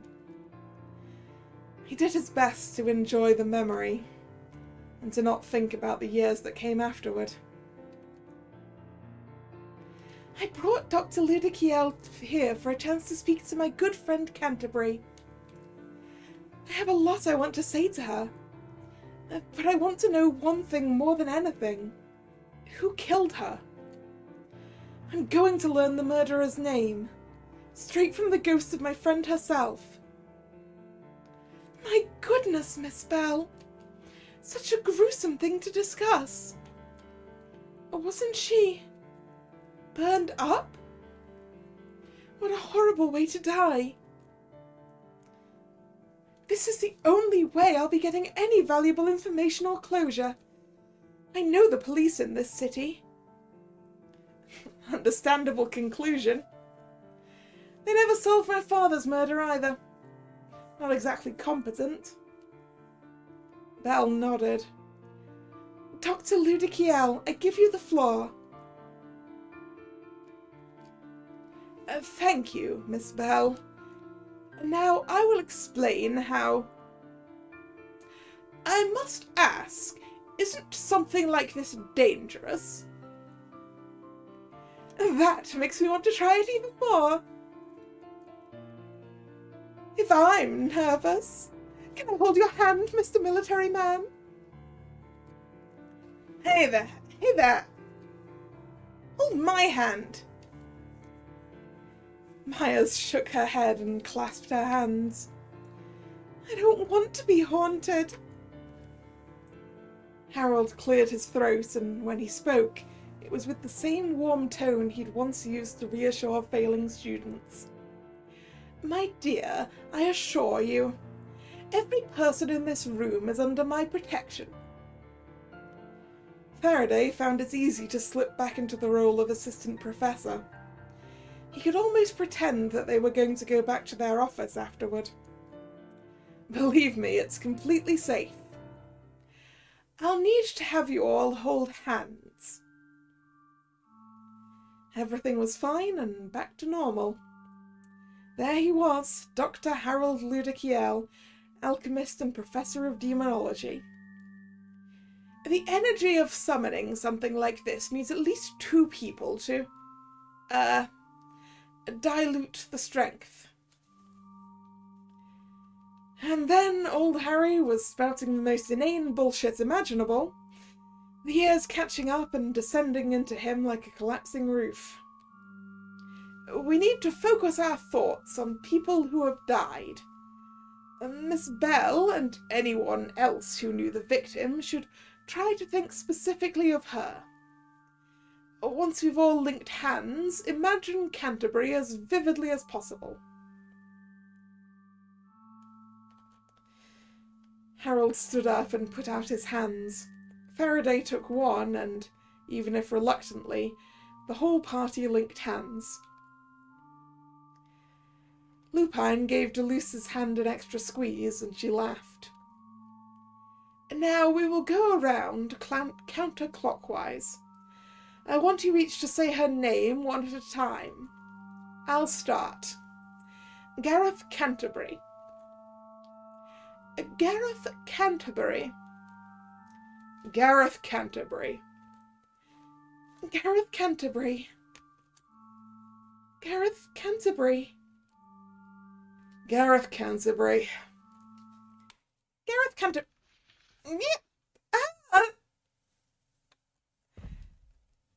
What happened? Her light went out. Please don't let go of my hand. Who just bumped me? A cacophony of boots, heels, and shoes sounded against the floorboards. Get the hell off of me! You're the one clinging to my arm. One heavy set of feet seemed to stomp all about the room. Is this supposed to happen? I mean, yes. Yes, of course, this is all part of the process. Remain calm. Well, you're all letting go. I'm getting a candle. Please don't. I've got you, Harry. There was more fumbling, the sounds of shifting footsteps, someone bumping against the furniture, and finally, the flick of a light. The dim orange flame waved for a moment, suspended above Lupine's extended pinky. He made his way back over to the light switch and switched it on. Both Harold and Noack were clinging to Faraday. He shrugged them off. Deleuze had a suspicious grin on her face. Vance was hyperventilating with panic, and Lupine quickly moved to help her to a chair. Goose stood exactly where they'd been before, face characteristically blank. They adjusted their hat. Myers was laughing to herself. Harold suspected it was more nervous than she'd like to let on. Despite everything, Harold and Faraday were still in the same position, holding hands, in what could no longer be called a circle. The guests looked around, all of them disoriented. Is everything okay? Well, actually, I hate to be a bother, but we have to finish performing this ritual or else Oh no! The demon shark tooth is gone! What? Most of the guests circled round the curio case, leaving Harold and Faraday still standing with their hands clasped. Good heavens! Mr. Ludikiel, didn't you say this place was sealed? It is. And I really have to insist we finish the... I can't believe it! Such amazing luck! There had been a trace of tiredness about Belle for most of the evening, but now she seemed invigorated, the picture of health. Luck? What the hell are you talking about? Oh, so lacking in imagination. Belle is a mystery writer, and now she has herself a mystery. I have got to go get my notes. With this building completely sealed up, we can solve this little crime right here and right now. This should be fun. But what about... You finish up. I'll be right back. I haven't felt this wonderful for weeks. Belle moved out of the room, muttering excitedly to herself. Actually, I'm not feeling so great. I need a minute to freshen up.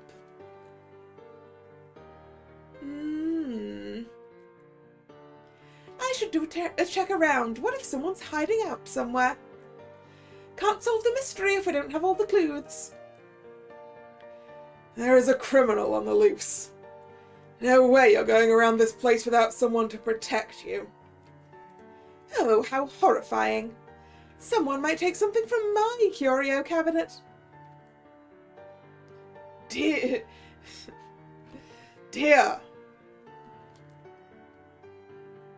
This is no way to commune with the voices of the dead. He tried to get someone else's attention. We're running out of time to find the killer. Oh? Finally, someone is listening to me. Please retrieve Belle before we lose the, mental resonance to... Oh, what if that person who left the threat did get in? I need to warn Belle. She hustled out of the room. Harold peered over toward Myers, who was peering toward the door. Please, Miss Myers, we can finish this much faster with just a few more people in the chain. I'm so sorry. But if she's gone to get them, I really want to see Miss Belle's notes. I'll be right back, I promise. And I never wanted to see a ghost anyway.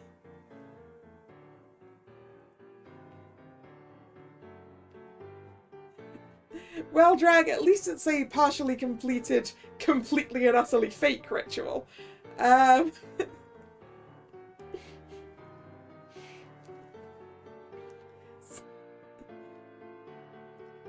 Harold looked around. Well, I'm certainly impressed. Is anyone else? Who's this going to be? Must be the Fae, right? Who's there?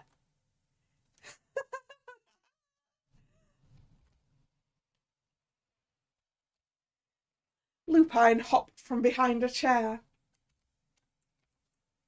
Gotcha! And there he goes too. Faraday gave a long sigh. He looked at the empty room, and then at Harold's hands. On the bright side, I don't think they're going to notice you can't summon ghosts.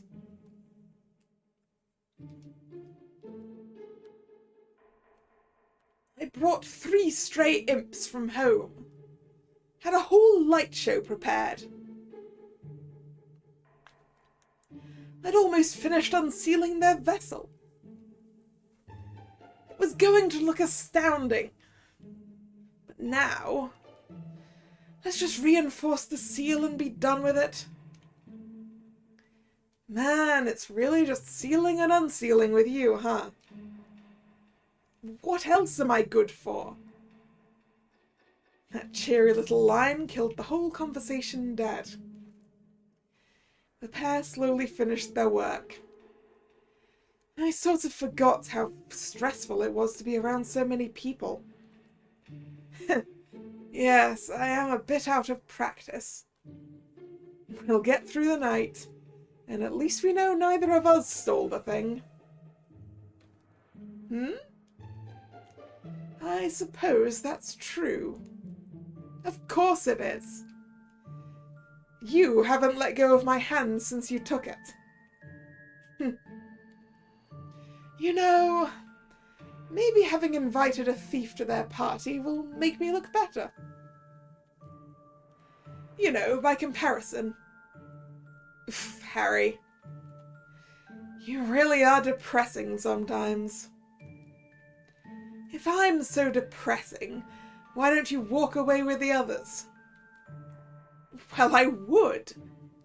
But if leaving you once caused so much fuss, then I'd hate to see... That sounded like a scream. A scream rang out. Oh, God, what now? As they stepped from the parlour, Faraday and Harold could smell a putrid, singed odour. There was more than one scream, and they were able to follow the sound down the hall. Ooh! Has Miss Bell gone the way of her friend?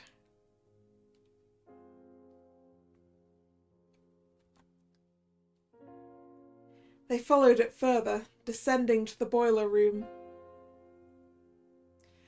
As the guests gathered at the source of the noise, they were all confronted by an inconsolable Vance. In the boiler room, the once stern woman was doubled over, next to a charred body laying in the furnace. Clarice burst straight into tears, and Hawley found himself compelled to move over her to touch her arm gently. He turned them both to look away from the gruesome scene. Deleuze held her nose, jaw set in a tight grimace. Goose offered her their handkerchief, and she accepted it with a grim nod, holding it to her face. Faraday shot Lupine a nervous look, but it seemed that this twist in the plot was not to his taste. Noack looked towards Deleuze. Harold alone continued to stare at the body. From far away, it simply looked like an unidentifiable charred corpse. But up close, Harold could recognize the musculature of a likely feminine form, large drops of metal that were once buttons arranged along the torso in a V shape, and the silhouette of a brow and nose he'd seen so often in the papers. There was just enough left of her to identify. Their host, Bernadette Bell, was dead. Did anyone see who did this? Oop, we got an achievement.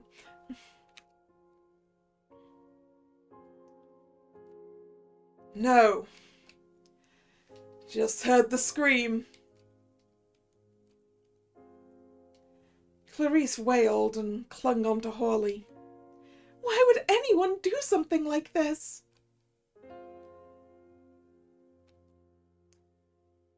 Usually someone with something to gain. Or people who do it for money.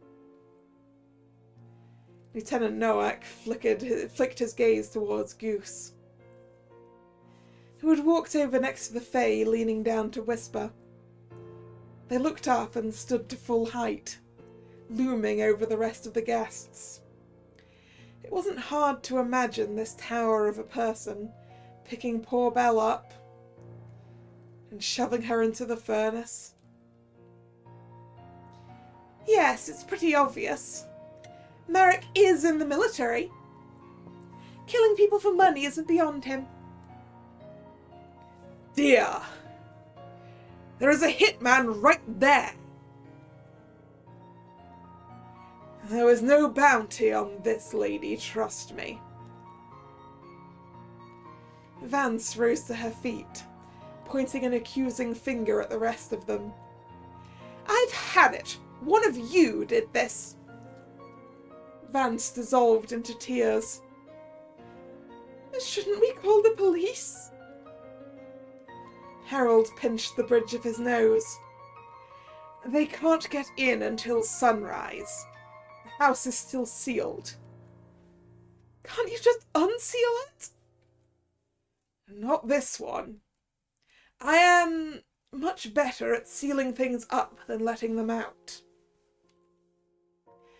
I think your ritual did this to her. That's not how it works. I mean, technically speaking,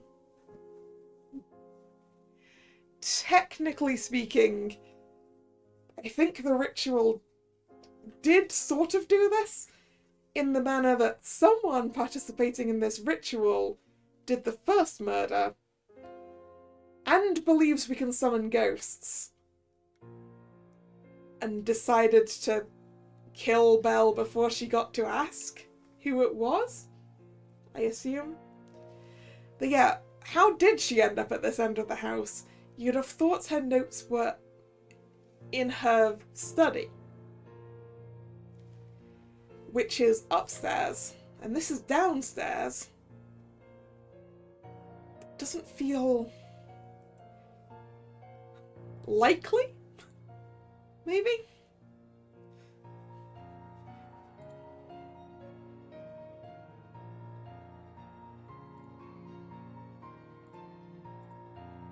Jeez, lady, do you think Harry here can spontaneously combust people from 2 rooms away?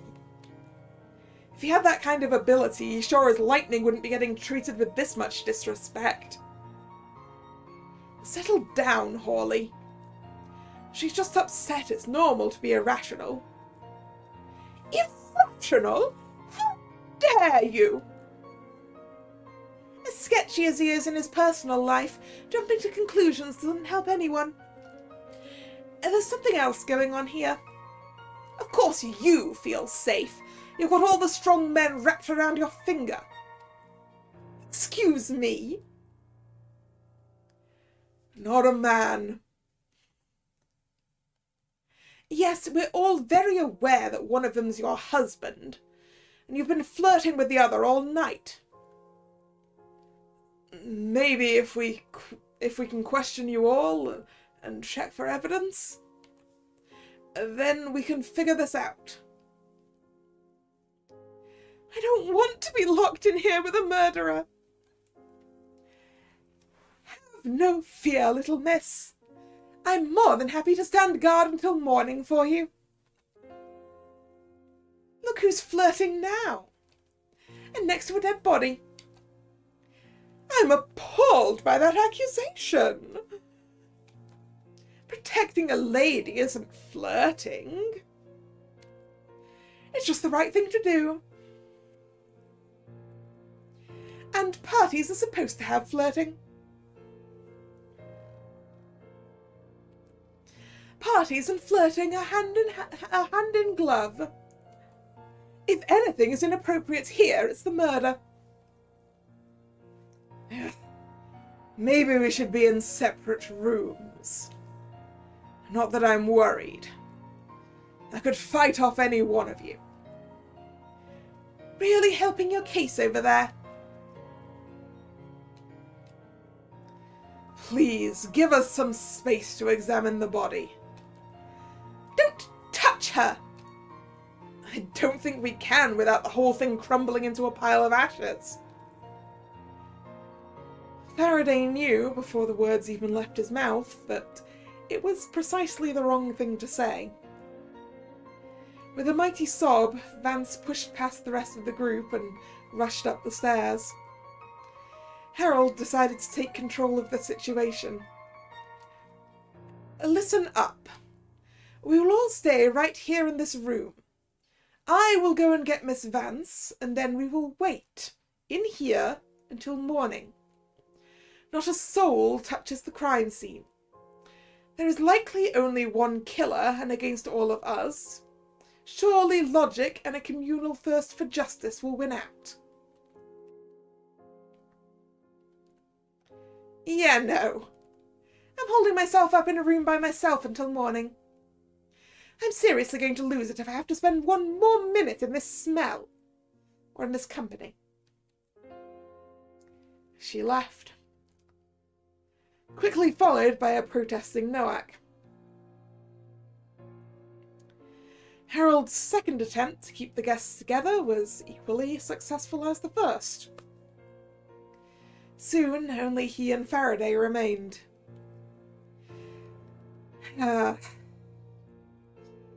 Perhaps they have the right idea. Let's see if this house has a wine cellar. I'm not going to get paid tonight, so let's use this opportunity to be astonishingly expensive drunks. Harry, it's up to us to figure this out. You saw all that. We can't trust any of them. Only you and I were in the parlour when the murder happened. Any of the rest of them could have done it. Hawley, I'm running on empty. I cannot emotionally handle any more. So if you want me to keep going, I need a good reason. Any reason, so long as it's good. Faraday glared at him. Belle was a good person. Even when the other guests were awful to you, she was always nice. She didn't hire you for a parlour trick. She trusted you with the memory of her friend. She might be the only person left in this city who actually respected you. Are you going to hide like a big baby because you don't want to get your feelings hurt? Or are you going to act like the decent man I know is still in there somewhere? For Belle. There we go. I knew you weren't a complete piece of garbage. Just mostly. Just a significant percentage. The pair approached the furnace solemnly and crouched down to look carefully at what clues they could find.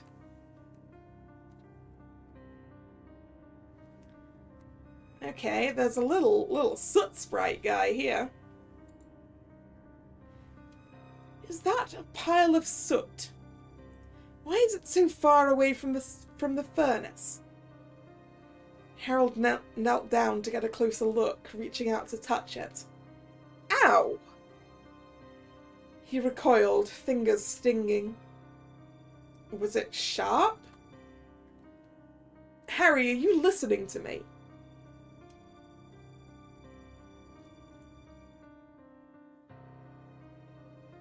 Ooh? Can't stop working even if I'm dead. I have so much to do. I work too hard for this all to be for nothing.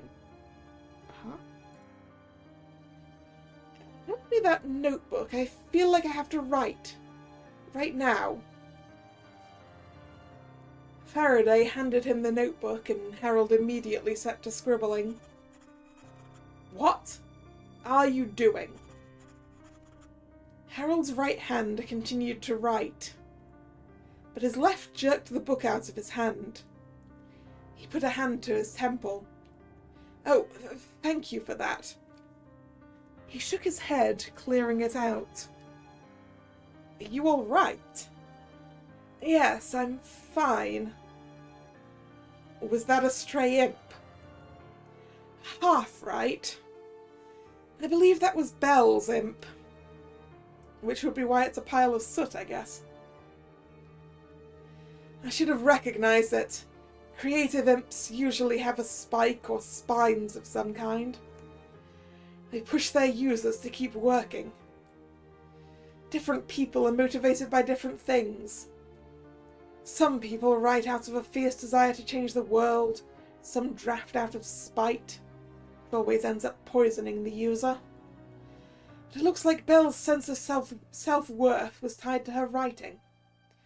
An imp with this many spines was likely stinging her constantly, encouraging her to write. Something like that would be pretty useful for getting research papers done. It really isn't the worst sort of imp to have. But just like with any imp, if it got bigger... He let the pause linger. Faraday swallowed. Alright, what's in here now, huh?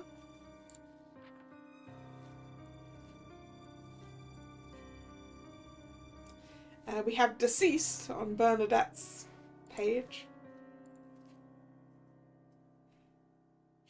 Ha ha, married to Noack, bad idea, Dea. On Dea's page. Eat stories? on Lupine's page. Wrote some dusty old children's stories on Vance's page. Married to Deleuze on Nowak's page. Notes, maybe? No? I guess we're not getting whatever it is that was just being written, huh? Faraday swallowed. I'll go get it then. We'll seal it up back at home. Put it with all the other strays. Faraday tried to locate it, but it was already gone. Oh, it got away. Well, it's someone else's headache now. Alright, so... Isn't this the serving thing? Why is it here? Yeah. Is this the dinner cart? Why would it be down here? Something's different about it. It doesn't have food on it. It also doesn't have the tablecloth on it. But I think that might be that. I'm not sure. Everything looks better when it has food on it.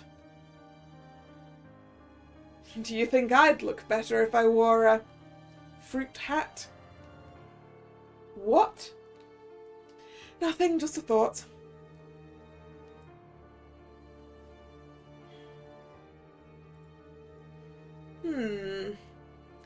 It's just a small piece of fabric, but it doesn't match anything Belle was wearing. I guess if we can find out where it came from, we might know more.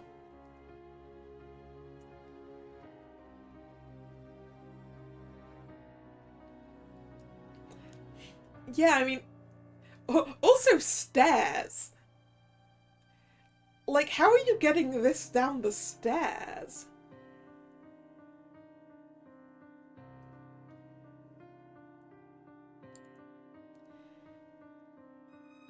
There's a lump of metal here. Oh, I think I know what it is. You remember that key in her sleeve? The one for her office.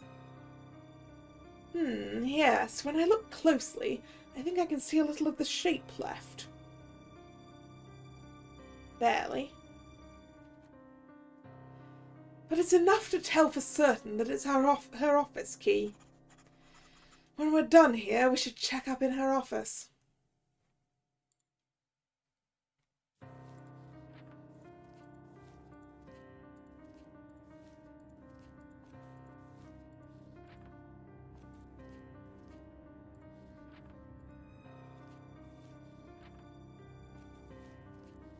What just got written?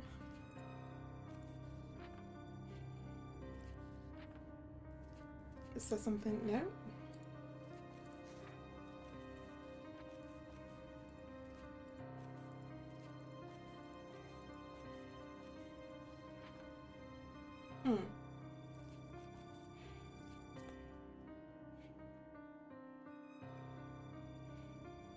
Alright, now the body itself. Faraday stood back as Harold inspected the body. Are we sure that it's Belle? Maybe it's a different body. Or a fake or something. Decency forbids I give any details, but I can confirm that this corpse is, without question, Miss Bernadette Belle. Decency? This is a murder investigation. Get in there and really look. Harold glared at Faraday. Would you care to do the honours? Faraday stepped forward, but the lingering smell of burning hair was too much for him. I can't. It would be better, emotionally, if she'd been charred beyond recognition. But yes, I can still tell that it's her. He went pale and finally turned away from the grisly sight. Do you understand? Our combined skill set is not the same as an investigator or a consulting detective. We can still observe and deduce, but we'll have to do so without the post-mortem. Couldn't we at least move her out of there? We can't. She would... Harold felt his shoulders tense and his gut seized up. He clenched his teeth and waited for the anger to abate. Then he continued. We cannot move her. She would fall apart if we attempted to. Faraday gave the ground a helpless kick. All we can do is keep the furnace off and hope that the authorities can find something we can't. You know, this is the same way Canterbury died. There's no way this isn't related. It's highly suspicious, but it could merely be a coincidence. Faraday raised his eyebrows at Harold. Or maybe it is somewhat likely that the two friends who both worked at the same place and were killed in the same manner have the same killer. Wow, brilliant. What a bold claim. You really aren't a detective, are you? Harold walked off to examine something else. I think that's everything of relevance. Yeah, I can't find anything else either. Let's lay out what makes sense. It would make the most sense if the murderer knew the layout of the house, because they'd need to know about the boiler room. It's hard to tell who might have been here before for sure, or who might have arrived early, or snuck away to get a good look at the house. Well, we know some people who snuck away to get a good look at the house. Looking at this fabric again. Faraday held up the small piece of burned ivy-coloured fabric. I feel like I recognise it. You should. We saw it at dinner. It was the cloth that was on the dinner cart. I remember because I thought it was tastefully in season. There's been a movement toward more plant decoration lately, very in vogue. What does that even mean? It doesn't matter. What does matter is the cloth is burned up, which means someone chose to burn it. Why would they do that? I would have to assume the person who burned it also burned Belle. I'm going to assume that Belle was probably not burned alive. She was probably killed another way and burned to disguise that, right? So it might have had some evidence on it. That makes sense. Well, let's get moving. We won't solve anything sitting around here. Faraday held up the notebook and gave it a little wiggle. I'll start a to-do list. To-do list. We have a new tab. To do. Nothing yet. We're finished speaking with. Also nothing yet. Harold raised an eyebrow. It's blank. Well, I won't know what we're doing until we ask around first. Why doesn't asking around count as something to do? If I have to be awake to do it, it counts as doing something. Quit complaining and pick a room. Alright. Okay. The dining room, the kitchen, the office, the music room, the bath, the parlour. Bathroom! We haven't been in there. Though the door was open, the bathroom was occupied by a large occupant.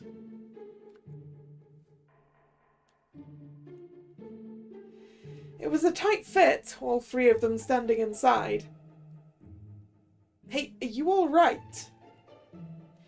Yeah, it's nothing. So are you trying to figure out what happened? As a matter of fact, where were you when Belle was murdered? I was in here.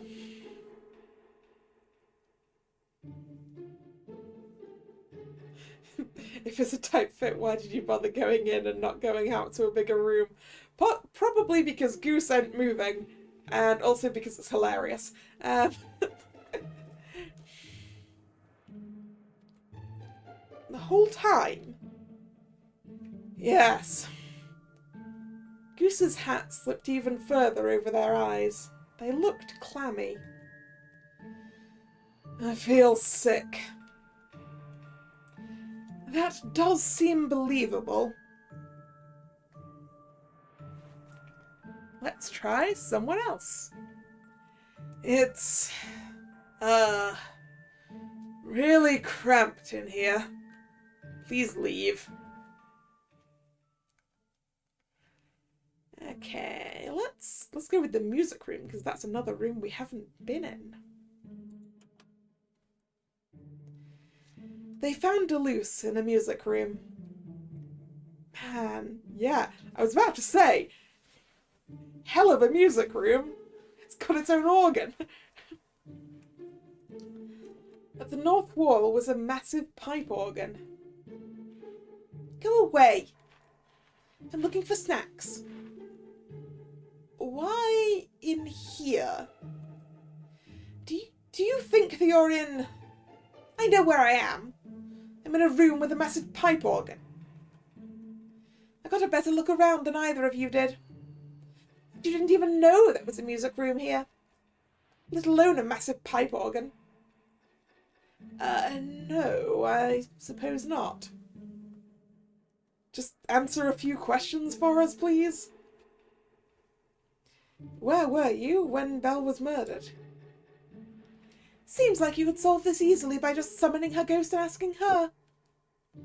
I actually, funny story about that. So that whole seance thing was a heavy load? You have to give it to him, it sounded pretty convincing. I can't wait to tell you people you're a total fraud. Harold balked and prepared to apologise. Faraday cut him off. Didn't your very rich father die under very questionable circumstances? And you design and sell so many ships now. That seems kind of lucky for you. Maybe Harry decides for his next trick, he's going to summon the ghost of your father to talk about who might have killed him. This threat was barely veiled, but instead of getting upset, it seemed to excite Duluth. Oh? But you already said that he can't summon ghosts. Why would people believe his lie over mine? Harold noted her reaction and smirked. It doesn't matter. If there's even a whiff of scandal, someone's going to come looking for it. Maybe I'd be left out of society again. But the press would learn your dirty little secret. I'd take you down with me, Duluth. Duluth laughed, chipper. Point taken. Looks like I can't win against a very legitimate seance doer. Anyway, I was upstairs when the murder took place. All by myself. Very convincing. Why don't you tell the truth? All by myself. How did you get in here? I don't think this door was open while we were sealing the manor. And there's no windows or other exits. Locks aren't usually a problem for me. That makes you a bit suspicious in my book. Look, Belle was promising to put my ship design in her next book. It was even going to be the setting for the whole story. I had the opposite of a motive. But it would have been a story about a murder.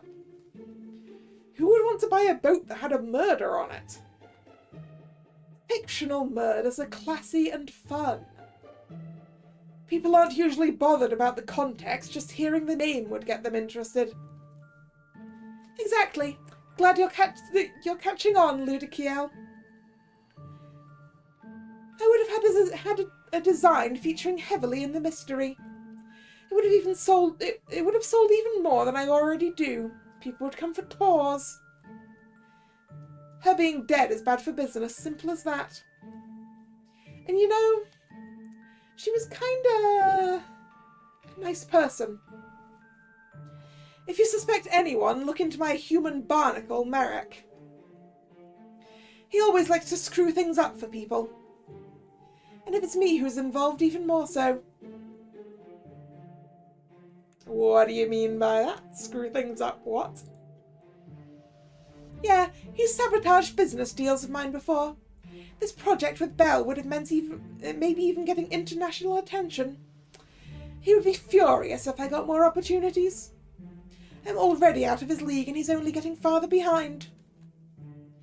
So it's not a shock that he would cheat to try to catch up. You think he would really take it this far? Absolutely. I won't lie and say I would be disappointed to hear it was his doing. Did you see anything suspicious? I did hear something when the lights went out. A lot of people were moving when they started panicking, but Goose moved over and opened the case. I could hear the whole thing. Can you be sure of that? Goose was standing next to Myers and me during the séance. I heard Myers say that someone had let go of her hand, and I could tell when Goose let go of my hand. I know that because I'm me. So, Goose was on the loose. Then someone with a heavy step ran over to the back of the room, and the cabinet door opened. Goose has a really heavy step. Big folks like that usually do. Merrick has a heavy step too, but he's got those awful metal custom shoes, so he sounds different when he walks. Deleuze shrugged. You could hear all that even with the commotion the others were making? If there's shenanigans going on, you couldn't tear me away. Let's try someone else. Now I return to my important business. Deleuze turned away from them. Still haven't found those snacks. Alright, so what do we have now?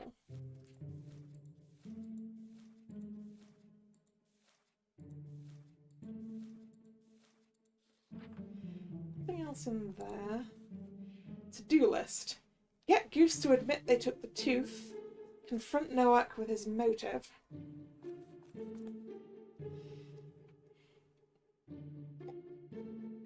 I guess we could go back and talk to Goose. Let's go cram ourselves into the loo again. Oh. I keep forgetting to close the door. Well, let's get this over with. Why did you steal from the curio case? I didn't steal anything. Deleuze said she heard you do it. She's wrong. Okay.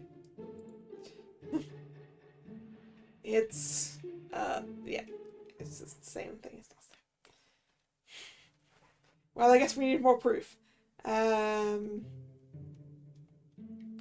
We should probably go look at that curio cabinet if we can. As they reached the parlour,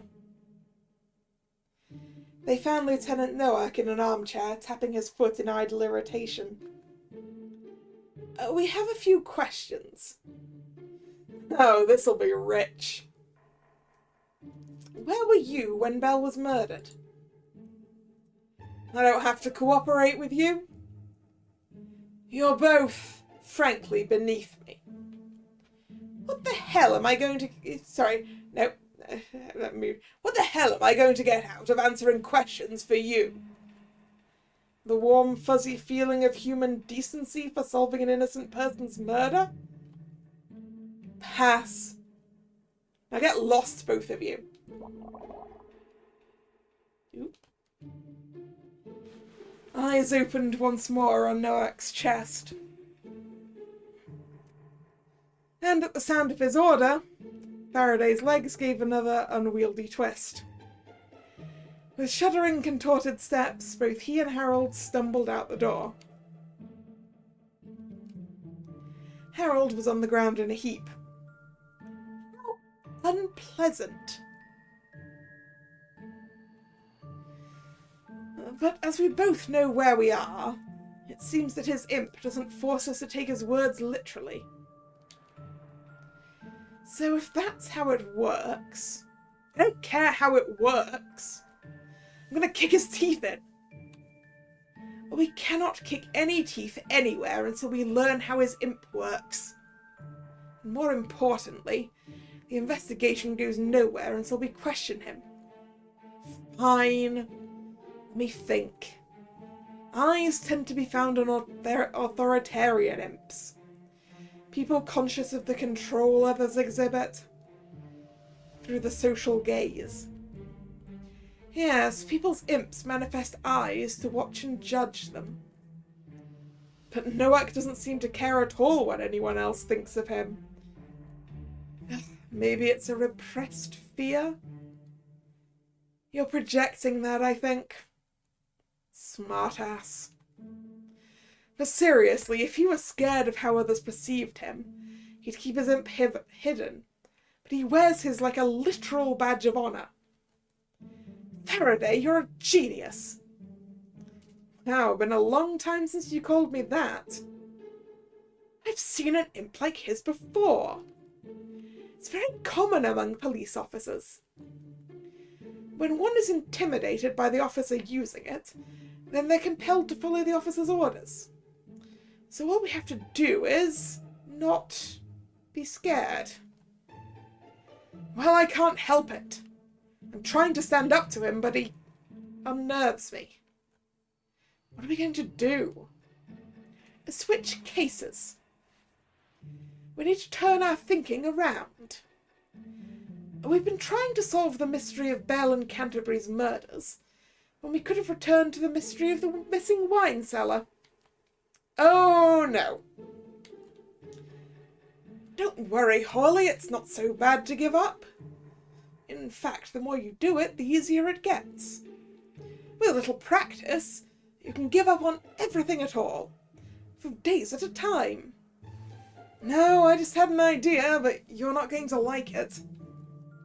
Then why would you even say it? We're at a disadvantage if everyone else is using their imps, and we're not using ours.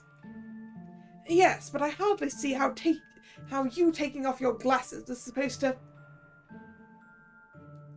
No. If you were to just unseal yours temporarily, I think we'd have our Noak problem solved. Oh yes, one problem solved and one even bigger issue left behind. I'm not thrilled about this either, but this is for Belle, isn't it? Plus she might punch that guy's lights out. Which I would find super gratifying to watch. Look, you won't be losing social standing with this dude, he already hates your guts. He might even respect you more after she punches him.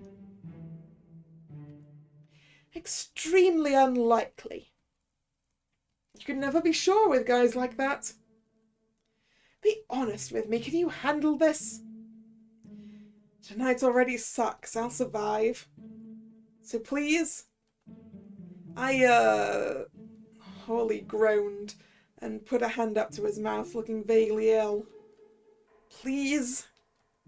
I want to see her. Waves of revulsion rippled through Harold's abdomen, and he doubled over. Nausea gripped him, and he fought to swallow back all the saliva suddenly filling his mouth. But, as he'd just said, giving up was easier the more practice one got. And in a sheer effort of lack of will, Harold gave up. Stomach lurching, Harold vomited himself inside out. And that was not a metaphor. Soon there was a big mess lying on the ground. But it was not roast turkey and soup. It was a figure.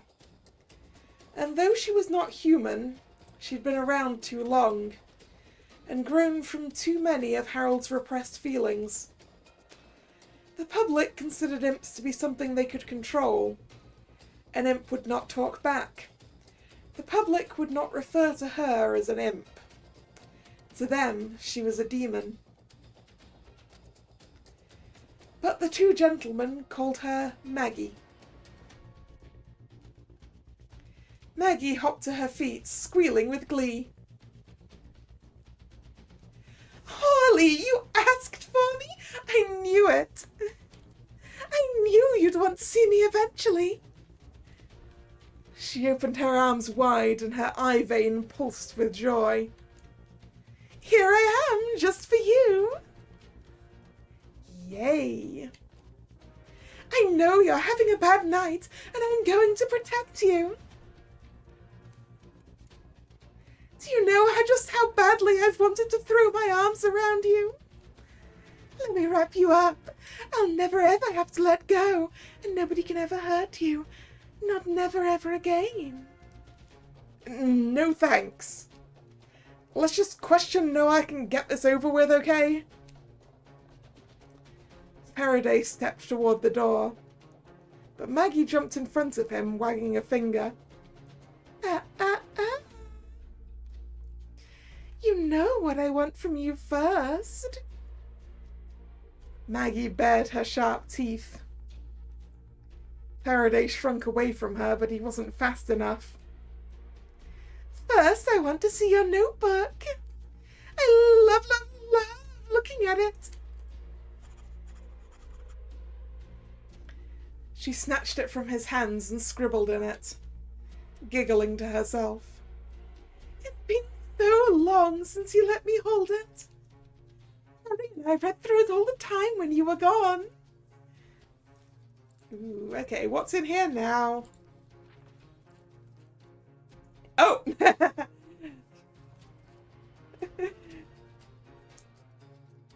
So is the green all Maggie then? Kisses for your cheek. Little hearts. Wow. Hard-working, clever, speaks his mind, handsome and huggable. Huggable Hawley, huggable Hawley, huggable. I will give him a smooch.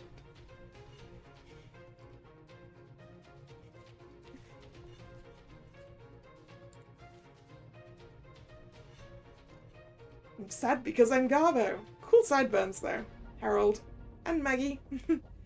He, him, and she, her. Is that allowed? I want all the genders, gimme. Jerk. True. Usually intoxicated and moping. Yep.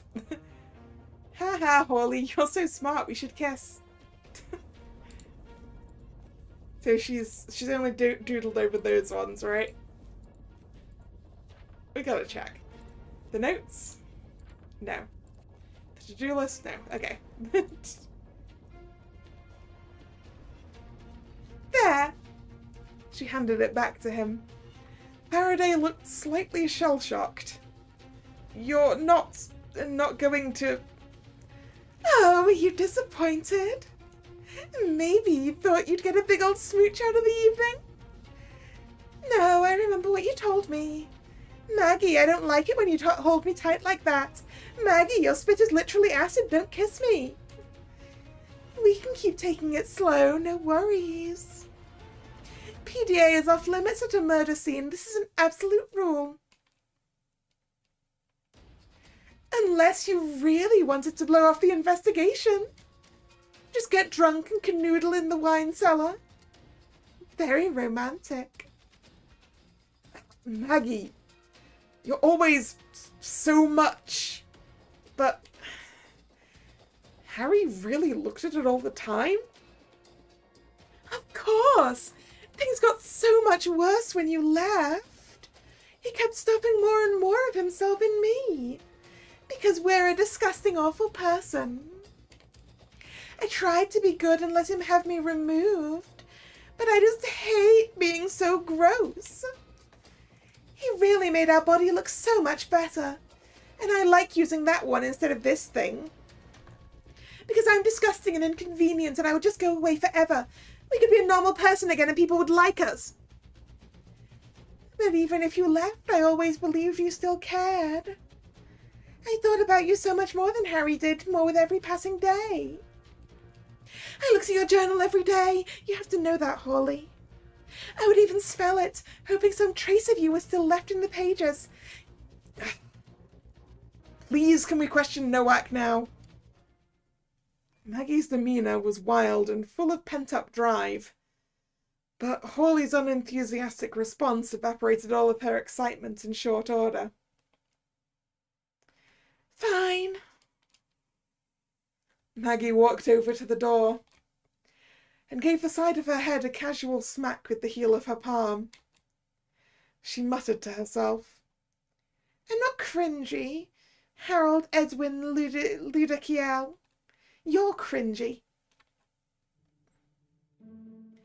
Maggie opened the door to the parlour, and Hawley followed her in, giving her a generous amount of space. Nowak recoiled as he saw her. Yeah, it's that thing from the ambassador's ball. He turned to Faraday.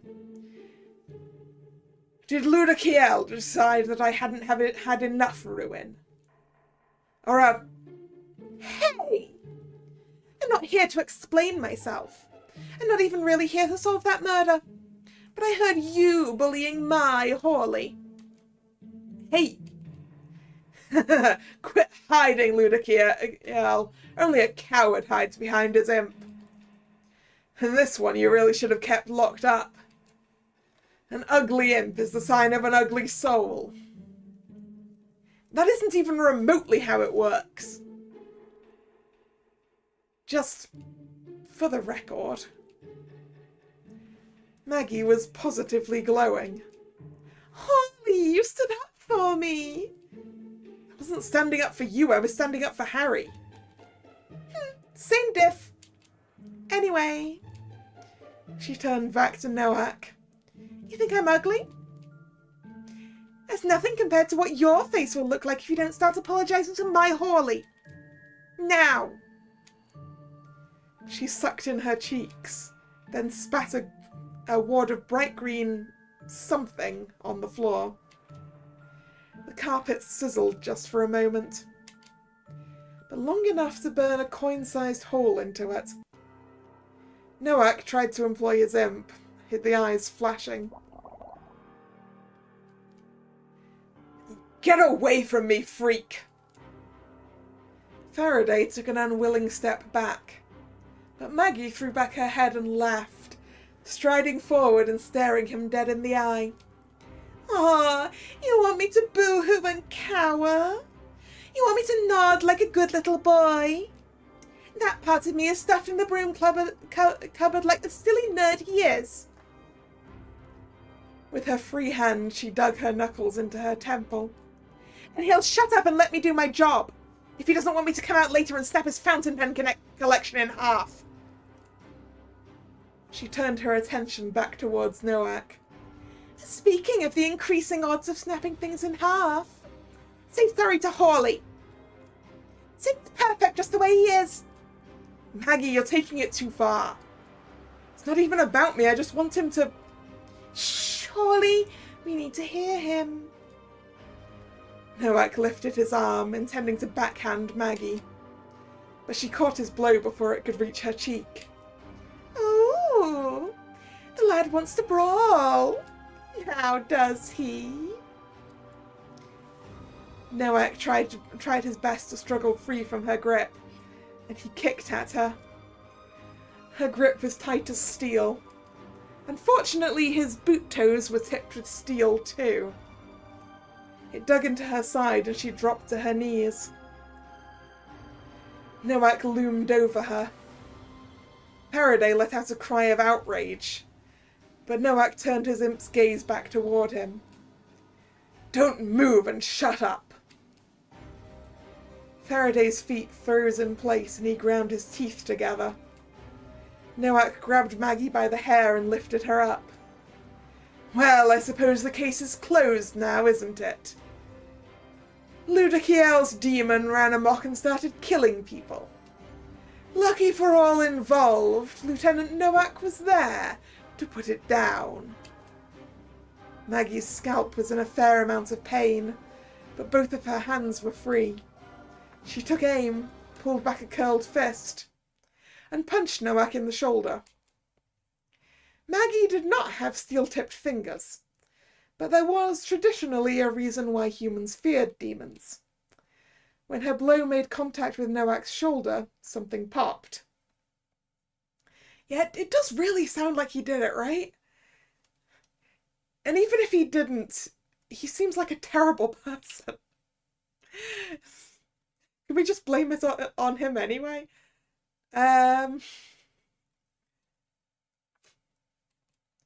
He howled in pain. They both fell to the floor and Nowak lay crumpled, clutching his arm. Maggie stood up and brushed herself off, muttering to herself, "Yeah, you're right, Harry. It would have been way easier just to apologise in the first place. But not half as fun. You okay, Hawley?"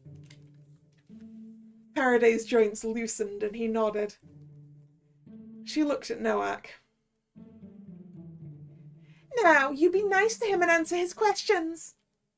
If you're nice, I'll pop that shoulder back into the socket for you." "Yeah, fine." Maggie lined up her hands along Nowak's shoulder and muttered, "I mean, we spent a lot more time studying demon anatomy than human anatomy. But it's all the same, right?" "What?" She popped the bone back into the socket.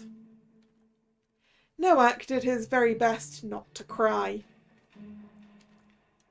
Maggie gave him a friendly clap on the shoulder. "The injured one, right, Maggie?" "Yep, the injured one." "Almost forgot. So, I stood up to you. Does that mean I've earned your begrudging but earnestly felt respect?" Nowak looked up at her and, without letting go of his injured shoulder, used his hand to make a rather obscene gesture. I wonder which one. "Yeah, it was a long shot anyway." Nowak muttered and he pulled himself back to his feet. She turned on Faraday with an excited grin. "How about you? You respect me more now, right, Hawley?" Yes.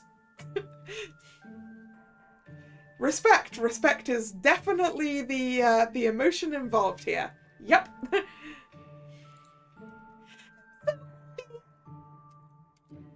"I'll beat up whoever you want me to, okay? You just call my name and I'll come running. Be back in a moment to question you, Nowak." Maggie practically skipped out of the room, aglow with excitement. "Holly, you took me out to a nice dinner, and I even got to protect your honor." Faraday followed her out, exasperated. "You assaulted a guy that might go after us later." "Potato, potato. Look, it's not exactly my ideal date, but why quibble? It's nice to have someone who's willing to be seen with me." She closed her eye and pursed her lips. "You can kiss me goodnight." "Come on, you're head over heels for me. I know you wanna." She didn't open her eye or change her posture, but she did give an impatient little hop. "Sweep me off my feet, you soft, handsome devil." He couldn't look at her. I've told you before, I have feelings for someone else. But that's not... she muttered to herself. I'm just as much Harold as Harold is. Maggie frowned, wilting. I'll get changed into something more comfortable, shall I? She started to walk away.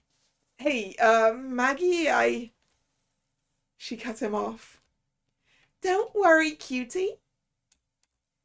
I'm just heading down the hall for a moment.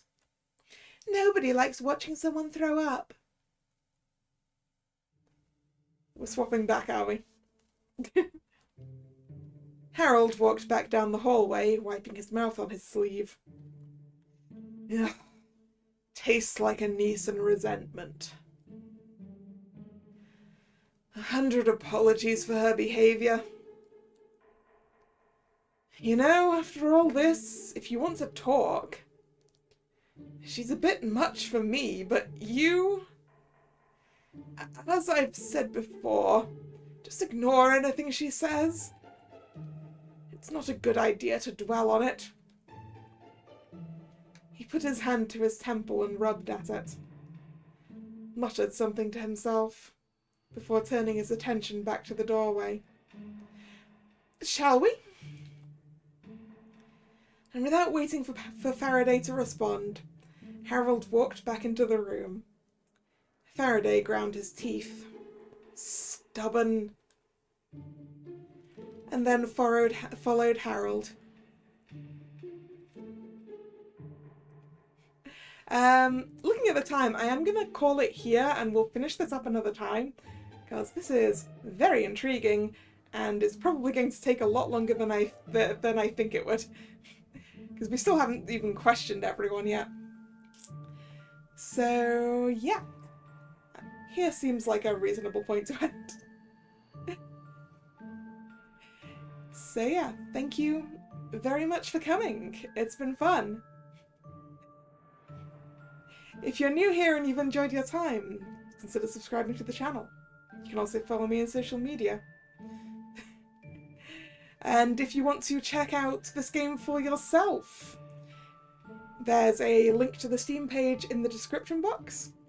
Also in that description box is a link to the entire Choose Wisely Festival, if you want to go see what else is available in there. How many games is on the list of games to finish? Too many, Drag. Too many. I'm going to try my best to get to work on that.